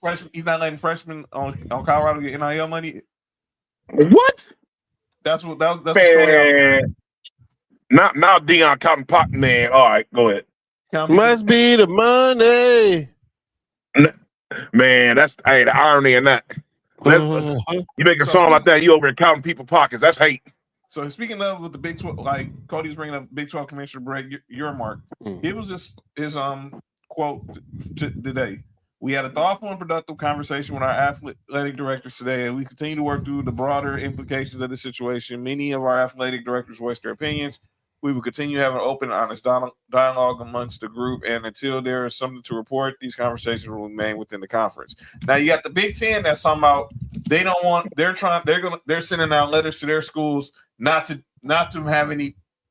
do any business with Texas Tech in any sport. I'm like, okay, Big Ten. If this kid went to Michigan or Ohio State, y'all would not be. Come on now. Not this kid went to Michigan or Ohio State. Y'all really finna be that self-righteous? And again, like the Big 12 wouldn't give two shits if this Who kid the went fuck to is that? Oh, my bad. Went to Cincinnati, UCF, Kansas. No one would give a shit. They're only bitching and complaining right now because this guy goes to Texas Tech, which I said has the biggest fucking NIL budget in the Big 12. So he's gonna miss 2 games. I forgot who the second game is Oregon State, and I forgot who the first game was. But they're both boo-boo games that he's missing. I see 2 movable objects right now. Yeah, you good? You good? Oh, my bad. Jesus Christ. That was crazy. Speaking of movable objects, we got to shout out Angel Reese. She returned to the Shy tonight. Dropped 17-17. Abilene Christian is game 1. Abilene Christian is the first game of the season. That's the one they were trying to get booked for. They were trying to buy out. Texas Tech was trying to buy out their first week opponent, Abilene Christian, and okay, so it was Texas is first week opponent, so they could play one another. Yeah, but I think this whole story is like, okay, everybody wants us to get on their soapbox about gambling, but most rebounds in the first 75 games, it was Shaq and then Angel Reese. Shout out to him. Angel Reese went for 17-17 tonight back in Chicago. By the way, you saw Skylar Diggins is now complaining about the Sky. Why'd you sign there? But I get it. It must be the money. But apparently not. Right. So, but yeah, shout out to Angel Reese. Did her thing tonight, and the Dreamer doing their thing. They're now 8-3 now in the WNBA season so far. So, shout out to Angel Reese. Before we get to calling out names, let's I want to get to 2 other things with y'all because my calling name is going to be kind of a somber one. I want to get you guys' thoughts on one. Let's get this one quickly out the way to keep the college football conversation going. Did you guys see Nick Saban on Capitol Hill last week? Yes. What did you make of what he was saying, Cody? He's the only qualified person to say anything. That's my thoughts. That's my 2 cents. Like Nick Saban is the only qualified person to talk about this. Everybody else can kick rocks and flip flops. Because what was he talking about? Obviously, he's talking about this act that Ted Cruz trying to get this act where they're trying to form super conferences. He's claiming that the SEC and the Big Ten want to do a super conference, but they're denying it. But Nick Saban said this is a statement that caught everybody's eye. This becomes an arms race to spend the most. Who spends the most has got the best chance to win. But I think it's a race to the bottom because if you don't spend to win, you lose your fan base and you don't have any revenue. A race to be the bottom is crazy. Are you good? That's Dwight Howard did. Bruh. See, he's not me. All right. And TD Jakes. So yeah, he was the power bottom. So Tony Petitti, who's the commissioner of the Big Ten, you guys are insane. Said at no point at time we've discussed such a concept with the SEC or anyone else. Any suggestions otherwise come from people outside of our respective conferences. And they didn't admit it. Then they did a joint statement talking about how they agreed. They agreed at the fact that this bill didn't pass. But clearly, look, me and Mark played the sound from Kirby Smart last week about going in the SEC probably going into business for themselves. But I think when it's all said and done, NCAA is going to go away eventually. And if you don't have the SEC or the Big Ten, you're going to have nothing. Pretty much. I think not having the NCAA is going to hurt smaller sports. Yes. Yes. But I hate this. Protect College Sports Act is that I was talking about with Cody Campbell. Like that whole thing is like they're trying to save money that they're getting from like football and stuff and leaving it in women and girls or women's sports, however you want to say it. Shout out to the girls, shout out to the women, however you want to be classified as. And like Olympic sports, like track and field or shit like that. Like University of Arkansas canceled their tennis program. Like they're an SEC school. Like, why are you canceling a fucking which is an Olympic sport. Tennis is an Olympic sport. So like, why are they having to do that at a school that we would assume has a shit ton of money? Mm-hmm. Yeah. Yeah. That's my only problem is we're getting away with NCAA is I think the NCAA helps.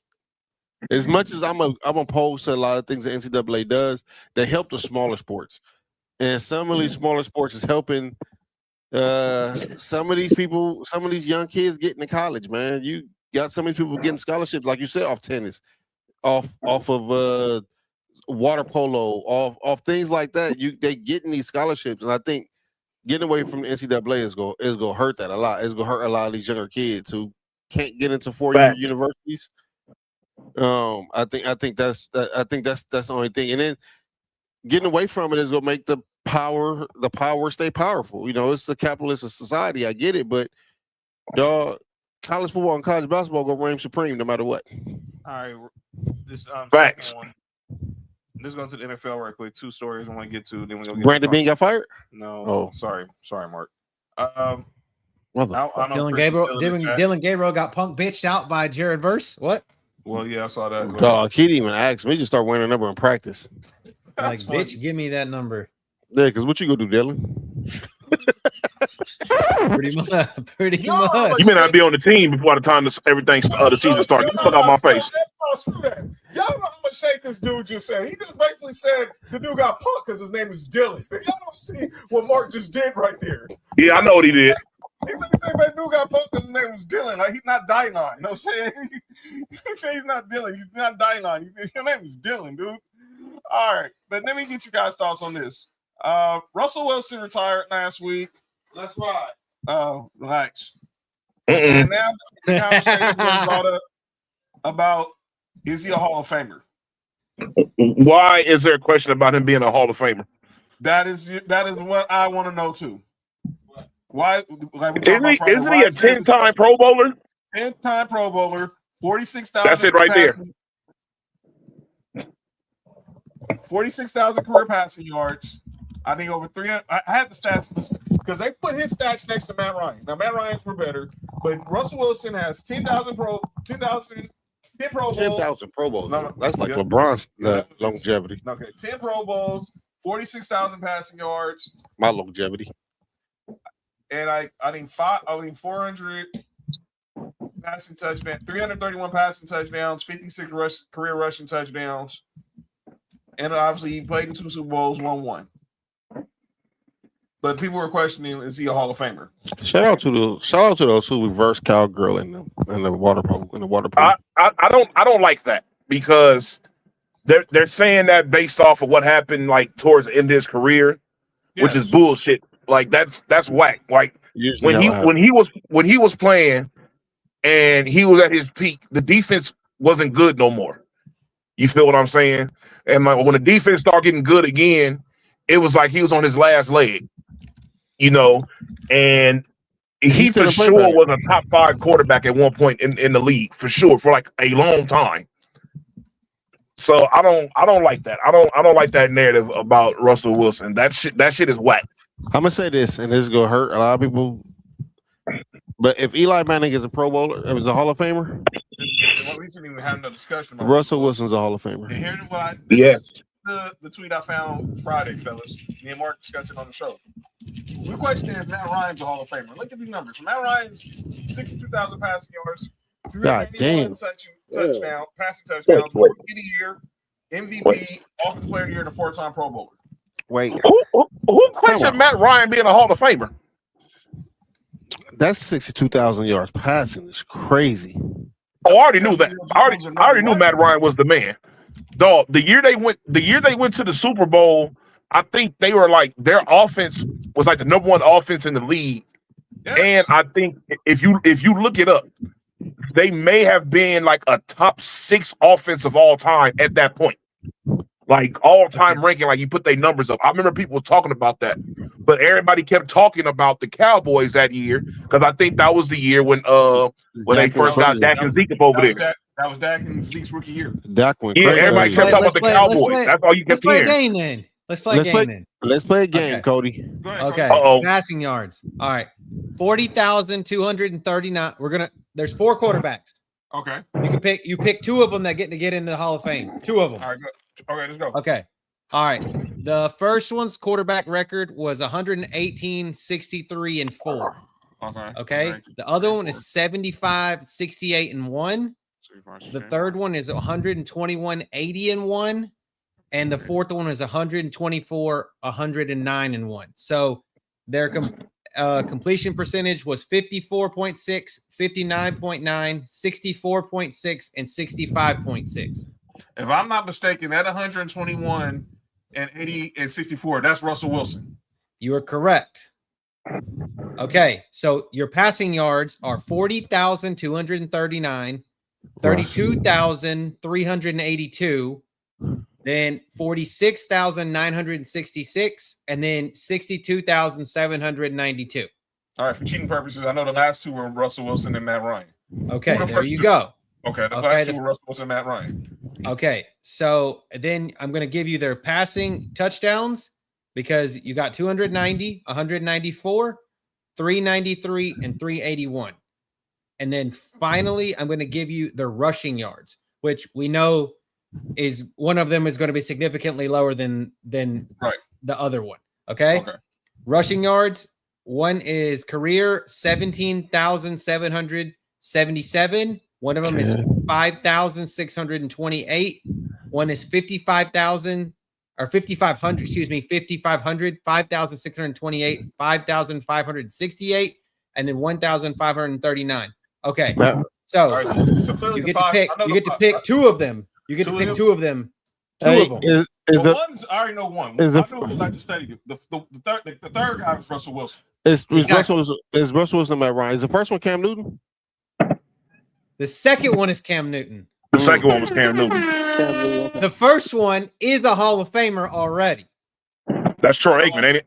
That would be one Johnny Unitas. Unitas, yeah. Hey, y'all tell me Russell Wilson not a Hall of Famer? By the way, I was just so I was listening. Hold on, hold up, fam. Them Cam Newton numbers was kind of nice. Hold on. Look, when this is going to be a real discussion. I can't wait till the summer, y'all. But Russell Wilson, Cam Newton leads in nothing in those categories but rushing.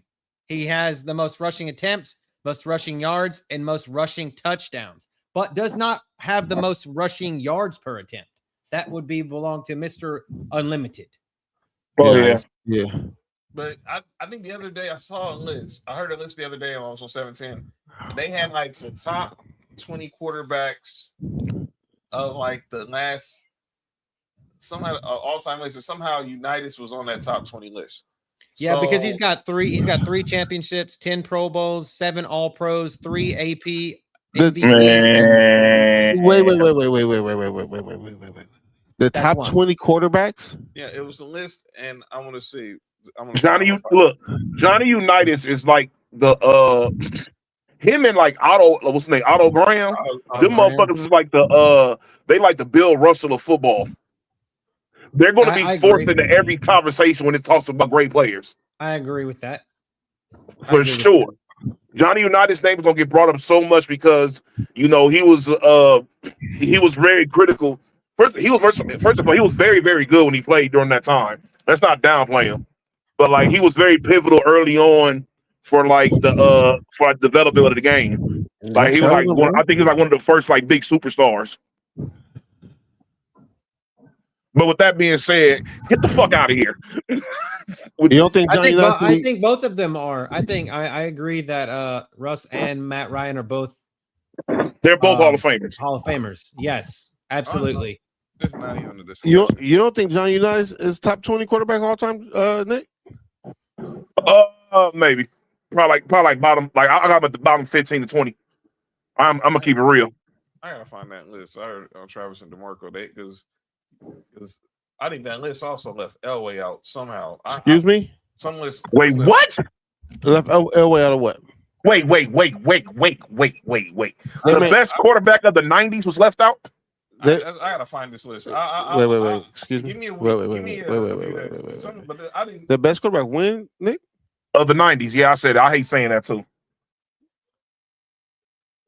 Y'all want to believe that Matt Ryan has better stats than Dan Marino? I wouldn't be surprised. He does.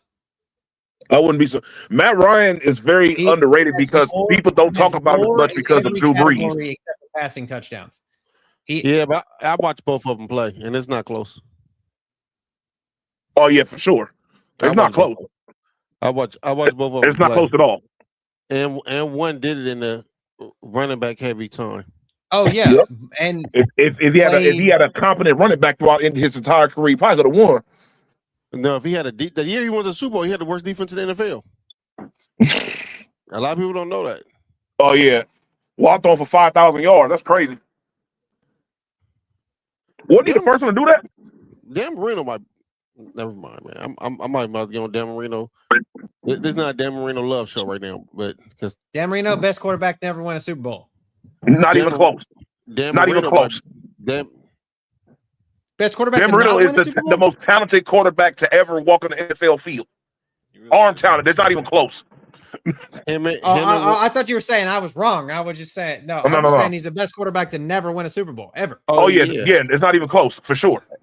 Hey, Cody, you might find this really awkward because I'm a Bills fan. Dan Marino might be my favorite quarterback of all time. I don't find that weird at all. I don't. To be honest with you, I don't. Hey, Mark. Hey, if y'all would have had Dan Marino throughout that time, would y'all have won at least one?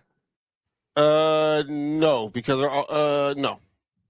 No. My favorite quarterback of all time was a Tennessee Titan. Warren Moon. Oh, Warren Moon? Fuck that guy. Fuck that guy. Steve McNair. Steve McNair. Steve McNair, I'm just fucking with you, Cody. I'm already knowing. I'm just fucking with you, Cody. Hey, I gotta find that. Hey, Nick, I'm not saying Jim Kelly better, but Jim Kelly is not the reason why we lost some of them Super Bowls. We just ran some lost teams. And the one game we should have won. Well, never mind. Nope, we're not doing that. All right, my other NFL story I'm gonna get with Cody and Nick about before we get to calling out names. This story with the Bears. Indiana Bears, you heard? Oh, that's crazy. Indiana Bears. So Friday, the Bears released this statement from CEO and George McCaskey and team president Kevin Warren, saying that they've met and voted to advance the stadium development project in Hammond, Indiana. With that exact site to be selected, we believe a world-class stadium project in Hammond will transform the region, connecting northwest Indiana to the south side of Chicago through the loop across neighborhoods and suburbs stretching from the north of the city. It will bring Chicagoland together and deliver new opportunities to its residents and businesses. The Indiana Bears. Indiana Bears, heard? Let's go. That sounds so trash. And number one, and I said this to Mark, they still gonna go by Chicago Bears. I'm not calling them Chicago Bears. They in Indiana. Just like we call the Jets and no, we don't. And the Giants, New York, and they in New Jersey, but it's all good. No, we don't. They the Jersey Jets and the Jersey Giants. There's one NFL team in New York. That is true. Well, we're splitting hairs here. Washington is not even in Washington. I mean, they're in Maryland. Dallas is not in Dallas. Dallas Cowboys aren't even in Dallas. Let's just fucking be honest, right? And they didn't play in Dallas then. They played in Irving. Oh yeah. And the Rams are in Los Angeles. They're in Inglewood. So Buffalo not in Buffalo. Huh? Oh, in Levi Stadium, but San Francisco's not in San Francisco. That's in Santa Clara. That is. And the Bills aren't in Buffalo. Yep. They're in Orchard Park. Yeah. Facts. That's funny. Yeah. Orchard Park. Which is when I went, it was snowing in Orchard Park, but it wasn't snowing in Buffalo. That was crazy. I want to say Miami is not in Miami. It's in Coral Gables. Yep. Or is that that's the University of Miami? That may be University of Miami. I think the stadium is actually Hollywood is actually in Miami. Hard Rock Stadium is in Miami, I think. They're in Miami Gardens. I'm going to Miami. Damn. This picture is crazy. Oh, my bad. Who else? Well, this team's don't play in their home city. Well, when the Lakers was winning the LA championship, they wasn't in LA neither. They was in Inglewood, the city of champions. And they got ran out of Inglewood. Yep, they got rocked. Never mind. We got six in LA. Heard. They should be the Skid Row Lakers. Oh, Jacksonville. The Jaguars are about to play in Orlando for 2 years. They did play in Orlando for 2 years. They're about to. Jags are about to play in Orlando for 2 years. They're about to this year because they're doing renovations on the stadium. Yeah. Cool. The Jaguars, they're going to be playing in Orlando next 2 years, I think. All right, y'all crazy. Skid Row Lakers. The Skid Row Lakers is crazy, dog. This dude is insane. Y'all are out of pocket. We're out of pocket. Okay, Mark, we're out of pocket. Yeah, I wanted to get those topics out the way. I can't wait till the summer. We gonna have. I see it's a bunch of opportunities, but B, that's wild. B, I don't know what this dude just out here just saying crazy stuff. Skid Row is crazy, man. Is it really that bad? Never been out there. It's really that bad. Yes. Oh yeah, Skid Row is pretty bad.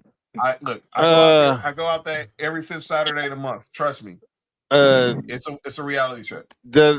When the Lakers went down there, they moved everybody away from where the Lakers play at, but it's still kind of bad down there. Where Staples Center is now, what used to be a big lot, a parking lot. Yeah, and then AEG there used to be apartments over there. Yeah, AEG bought that land, and they started building Staples Center. I want to say they broke ground in '98, and then in '97. And then in 90, and they opened in 99. And then when Juvenile may throw that ass, I mean, wait. When the Lakers won their first championship? 99. Well, the 3P. 99 2000. Yeah, and they won everything completed. Back that ass up. Oh, they completed. Remember, there was a lockout year, so they got completed. The 99 year, the shortened year when the Spurs won, that was the lockout year. They got done in like what? 2 years. Wait, is this another subject for the conspiracy show? What you mean? When did they get started? No, is that person okay right there? I don't know. She was being juvenile. She was being juvenile. No pun intended. Wait, no. Next subject, please. No, they broke ground in 97. They broke ground in 97, 98 year. I remember when that happened. And then eventually they opened in October of 99, which was the first year of the 3P of Shaq and Kobe. Oh, I see a conspiracy theory, Nick. All right, go ahead. Okay, we'll talk about that after the show. All so right, hold on before we go real quick. Like we were talking about the Bears. Mark, you play Madden. I know you do. You talked about it. How do you feel about Caleb Williams' ass being on the cover? I don't like it at all. Fat, don't say a fucking word. You know why I don't like it. Not because of the Bears, it's because it's Caleb Williams. I don't really care about it, man. I just hope nothing bad happened to him because of the Madden curse. I don't like the cover, to be honest with you. Is it because of the nails? I don't like the way it looks. I hate the thing now, like where they're trying to like do the cool move, like the Saquon fucking ass jump backwards, and now he tried to do like the Jordan pose when he threw it, like, you know what I mean? Like, not that he was trying to do that, but that's what I'm like. People are like, oh, it's supposed to look like Jordan. I'm like, I'm glad, no, it doesn't. I'm glad you instead of Caleb Williams did the ass pass. He let his ass pass nothing. Oh. All right, John. Shout out to Kenzie and the pause. Kenzie, if you're around, shout out to the pause. The pause? Oh, that video about the pause. Damn. About pause. Wait. Everybody chill out. I heard what I heard, and I'm not changing nothing. Because I thought at all. I thought he said pause, and I'm going with it. Pause? Yeah, that's insane. Pogs. No. P-A-W-G. Pogs. Yes. Pogs. The little things you play with his kids. What? Excuse me? Wait, no, that's a cougar. Oh, wait, hold on, huh? Bam. Whoa. As a kid? Bam. Pretty. Never mind. Yeah, relax. All right, everybody, John, go. All right, let's get this. Look at Cody's face. Cody's face. So let's just have a fat ass white. Never mind. Yes. Oh. Yes. Let's get to calling out names. All right, y'all. Jesus Christ. My calling out names is a hell fellow well met, but it's a what? It's a tribute. It's a salute. Oh. Sam, that picture is really crazy. What picture? Oh. My bad. Relax. All right. Jesus Christ. Mark, you got anybody for calling out names? Oh, do anybody for calling out names? I don't think I do. Watch, as soon as I leave here, I'm gonna think like 7 of them, but no, I don't have any. All right. What about you, Cody? You got enough calling out names? No, sir. Nick Freeze. Oh, this dude right here. Oh, PK Subban. Who? PK? You don't like PK? No, you gotta see what he got on. Dude, you not see what this dude got on. Only Canadians could wear an outfit like that. He's Canadian? Yes. Oh, never mind. Yeah. All right. From Toronto, I think. Nick, you got anybody? Do I have anybody for calling out names? Nah, I think I'm good. All right. So, but also shout out to me for saying Karl Anthony Towns have a big ass impact in this series, and I was 100% right. Yeah, you're right. And if they don't get in the Henny ball, and the honey pack. if they don't get in the ball tomorrow night, it's gonna be trouble. But I want to use my calling out names Josh Harden. Oh, never mind. to say farewell to someone we lost the other day. If we all grew up watching the '90s Bulls, we all remember Stacey King. We lost Stacey King the other day at the age of 59. Obviously, he was with the Bulls through the first three-peat. Was a star at Oklahoma in the 80s. Didn't really pan out the way he did. By the way, this dude got drafted ahead of Sean Kemp. If you go back and look at that draft, and this dude was the Big Ten player, was the Big 12 player of the year. Well, you remember Sean Kemp came straight out of high school, so yeah. So, but if you go back to that conference, he played at Oklahoma. He beat out Danny Manning for Conference Player of the Year. Sean Kemp was dropping off kids early. Shut up, Danny Manning. My bad. So, want to play a little tribute that NBA history did about the late great Stacey King, who for the last 20 years served as the voice on color commentary. 20 years? Yeah. Since 06. I got something to say about Stacey King too. The 20 years anniversary. I wonder if it's gonna be in here. Of the Bulls. So here's some highlights of the late great Stacey King's career. After an All-American career at the University of Oklahoma, Stacey King was selected by the Chicago Bulls with the 6th pick in the 1989 NBA draft. Stacey slams it in. Good finish. He would play a vital role in the Bulls' first three-peat Tony championships in the early 90s. It was a situation where the Bulls had been trying so hard to get over that hump from Detroit and never was able to do it. My first year, we lost in 7 games. We thought we should have won, but we didn't. And so the next time we came around, that next summer, everybody rededicated themselves, and it was special. We won, baby! Well, you know what? We won the world champions! Now that's the inside stuff! In 2006, he returned to the Bulls.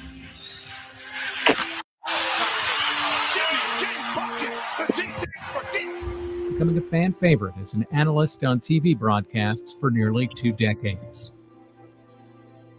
Being on that first championship team is very special. It was just a magical time.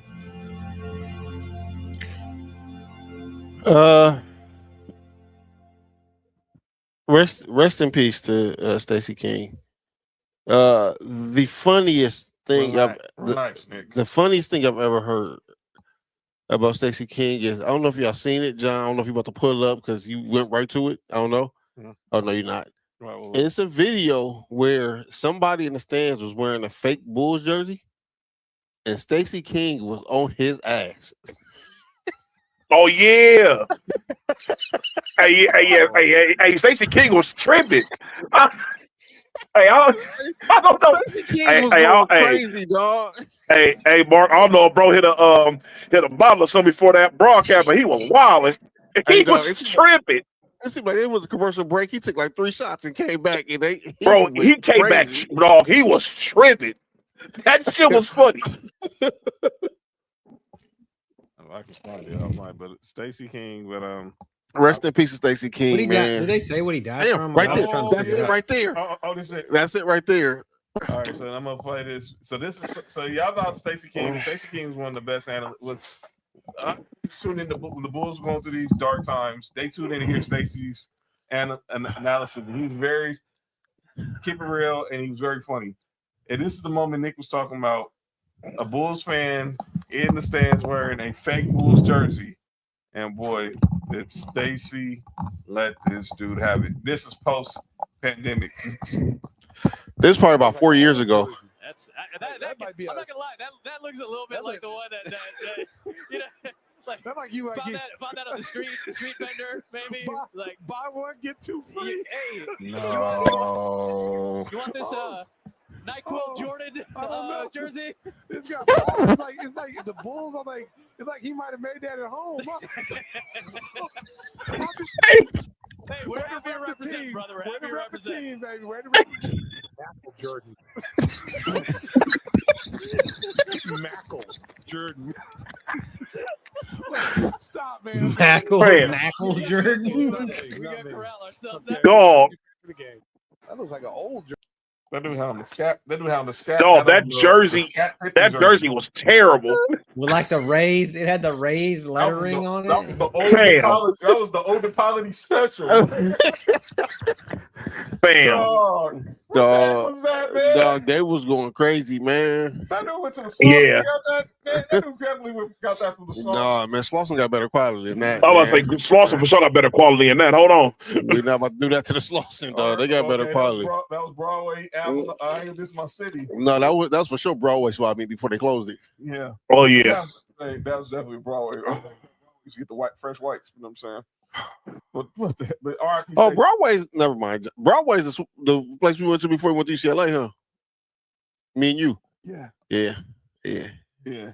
Shout out to UCLA. Yeah. Shout out to UCLA. Yeah. Shout out to UCLA. But here's I was talking about it earlier. This was the '89 draft. The '89 draft, which Stacey King was drafted by the Bulls. So I'm gonna give you guys our Compton swap meet. So I'm gonna give that you shit at guys Walmart now. It is. Walmart don't even carry it. So look at that draft. So Purvis Ellison went 1. Never Purvis. Danny Ferry 2. Sean Elliott was 3. Glenn Rice, J.R. Reed, then Stacey King, George McLeod, Anthony White, Tom Hammonds. Oh, I ain't heard that name. Pooh Richardson. It was nice. Nick Anderson, Mookie Blaylock. He was Michael nice. Smith. Tim Hardaway went 14 in that draft. The UTEP 2 That's crazy. Year. Tom Leachy, Dana Barrows. Dana Barrows was good. Damn, Sean Barrows Kemp. could jump to the gym. Oh, BJ Armstrong. That's right. Yeah, they got Stacey and BJ in the same draft. The great BJ Armstrong. You heard? The 90s Trae Young. Yeah. Whoever. Kenny Payne. I don't know about all that. No, we know it's not true. That's not. Let's not do that. I remember Blue Edwards. Vladi. That was the draft. The Lakers got Vladi. Herman Douglas. That's crazy. Wait, how Cornette in this draft? Frank Cornette, not Lou Cornette. Cliff Robinson. Shout out to Cliff. Rest in peace. Rest in peace, Uncle Cliff. Doug West. Dino Raja. I remember Dino Raja. Chucky Brown. Reggie Cross. That was some. Hey, Mark. Yo. Hey, calling BJ Armstrong Trae Young is like calling Anthony Edwards Anthony Peeler. True. Yeah. That's true. That's so. Anthony Peeler's crazy. Anthony, and they're not disrespect Anthony Peeler, but that was in this situation, it's disrespect. There's definitely disrespect this situation. Because the only thing I think about when someone bring up Anthony Peeler is this story that Byron Scott told when they was playing the Bulls and they was doing shoot arounds at the Forum, and the Lakers were coming off the court, and the MJ was like, "B, you not playing tonight?" He's like, "Nah, man, injured hamstring." Young guy Anthony Peeler, he's starting for me tonight. He started for you? Yeah, 50. Nick Van Exel, the '90s Ray John Rondo. I ain't gonna lie to you, Nick Van Exel. Never mind. Hold up, Sam. We're not doing that. Nick Van. Hold on. Whoa. Hold on. We're not doing that, and he's not. Rondo, man. Rondo was. Yeah. Come on, man. Bam. Hey, dog. Rondo did not have the layup package or the crossover that Nick Van Exel had. I'm sorry. Rondo probably had a better basketball IQ than Nick the Quick. But yeah, player? Come on, man. Nah. We're not doing that. Hell no. Nick Van Exel, dog. Nick Van Exel was a dog. Coming out of Cincinnati in '90. All right, man. Go ask Bob Huggins Hey, about man. Nick Van Exel. Shit, you better, nigga. Bryce You Gary better not Payton talk about shit to Nick Nick Van Van Exel. He gonna whoop your ass too. Go ask the Spurs about Nick Van Exel in the 90s. Nick Oh, Van they Exel, he was going crazy in the 90s. Don't like Shawn Lakers, man. Don't like Shawn Lakers, man. That was a fun Hey. squad. We just were good. Hell enough yeah, to win right, championship. hey, right there on Channel 9. Yes. When they had Eldon Campbell from Inglewood, rest in peace. Eddie Jones. Hey, look, Nick when Van the Exel. jerseys were actually gold, Right. They still didn't match. not this stupid ass yellow they got right now. They still don't. That's still the color still don't match. It don't match at all. But when you win, everything matches. That lets you know Brandon can make everything better. Shout out to Magic. Nick Van Exel. All right, man. Well, he for sure was Brandon, the boss daughter. By the way, we She was branding him too. We traded him for Tyronn Lue. Who, Nick Van Exel? Wait, Nick Van Exel was traded for Tyronn Lue? Yeah. Only to get stepped over. Yeah, the year before we won a championship. If I'm Nick Van Exel, I got a problem with the Lakers. They traded him. They traded him in the knockout year. We traded the draft day. Matter of fact, we made a deal with Denver. We had got Tyronn Lue and Tony Batiste for sent Nick Van Exel to the Nuggets. Tony Batiste.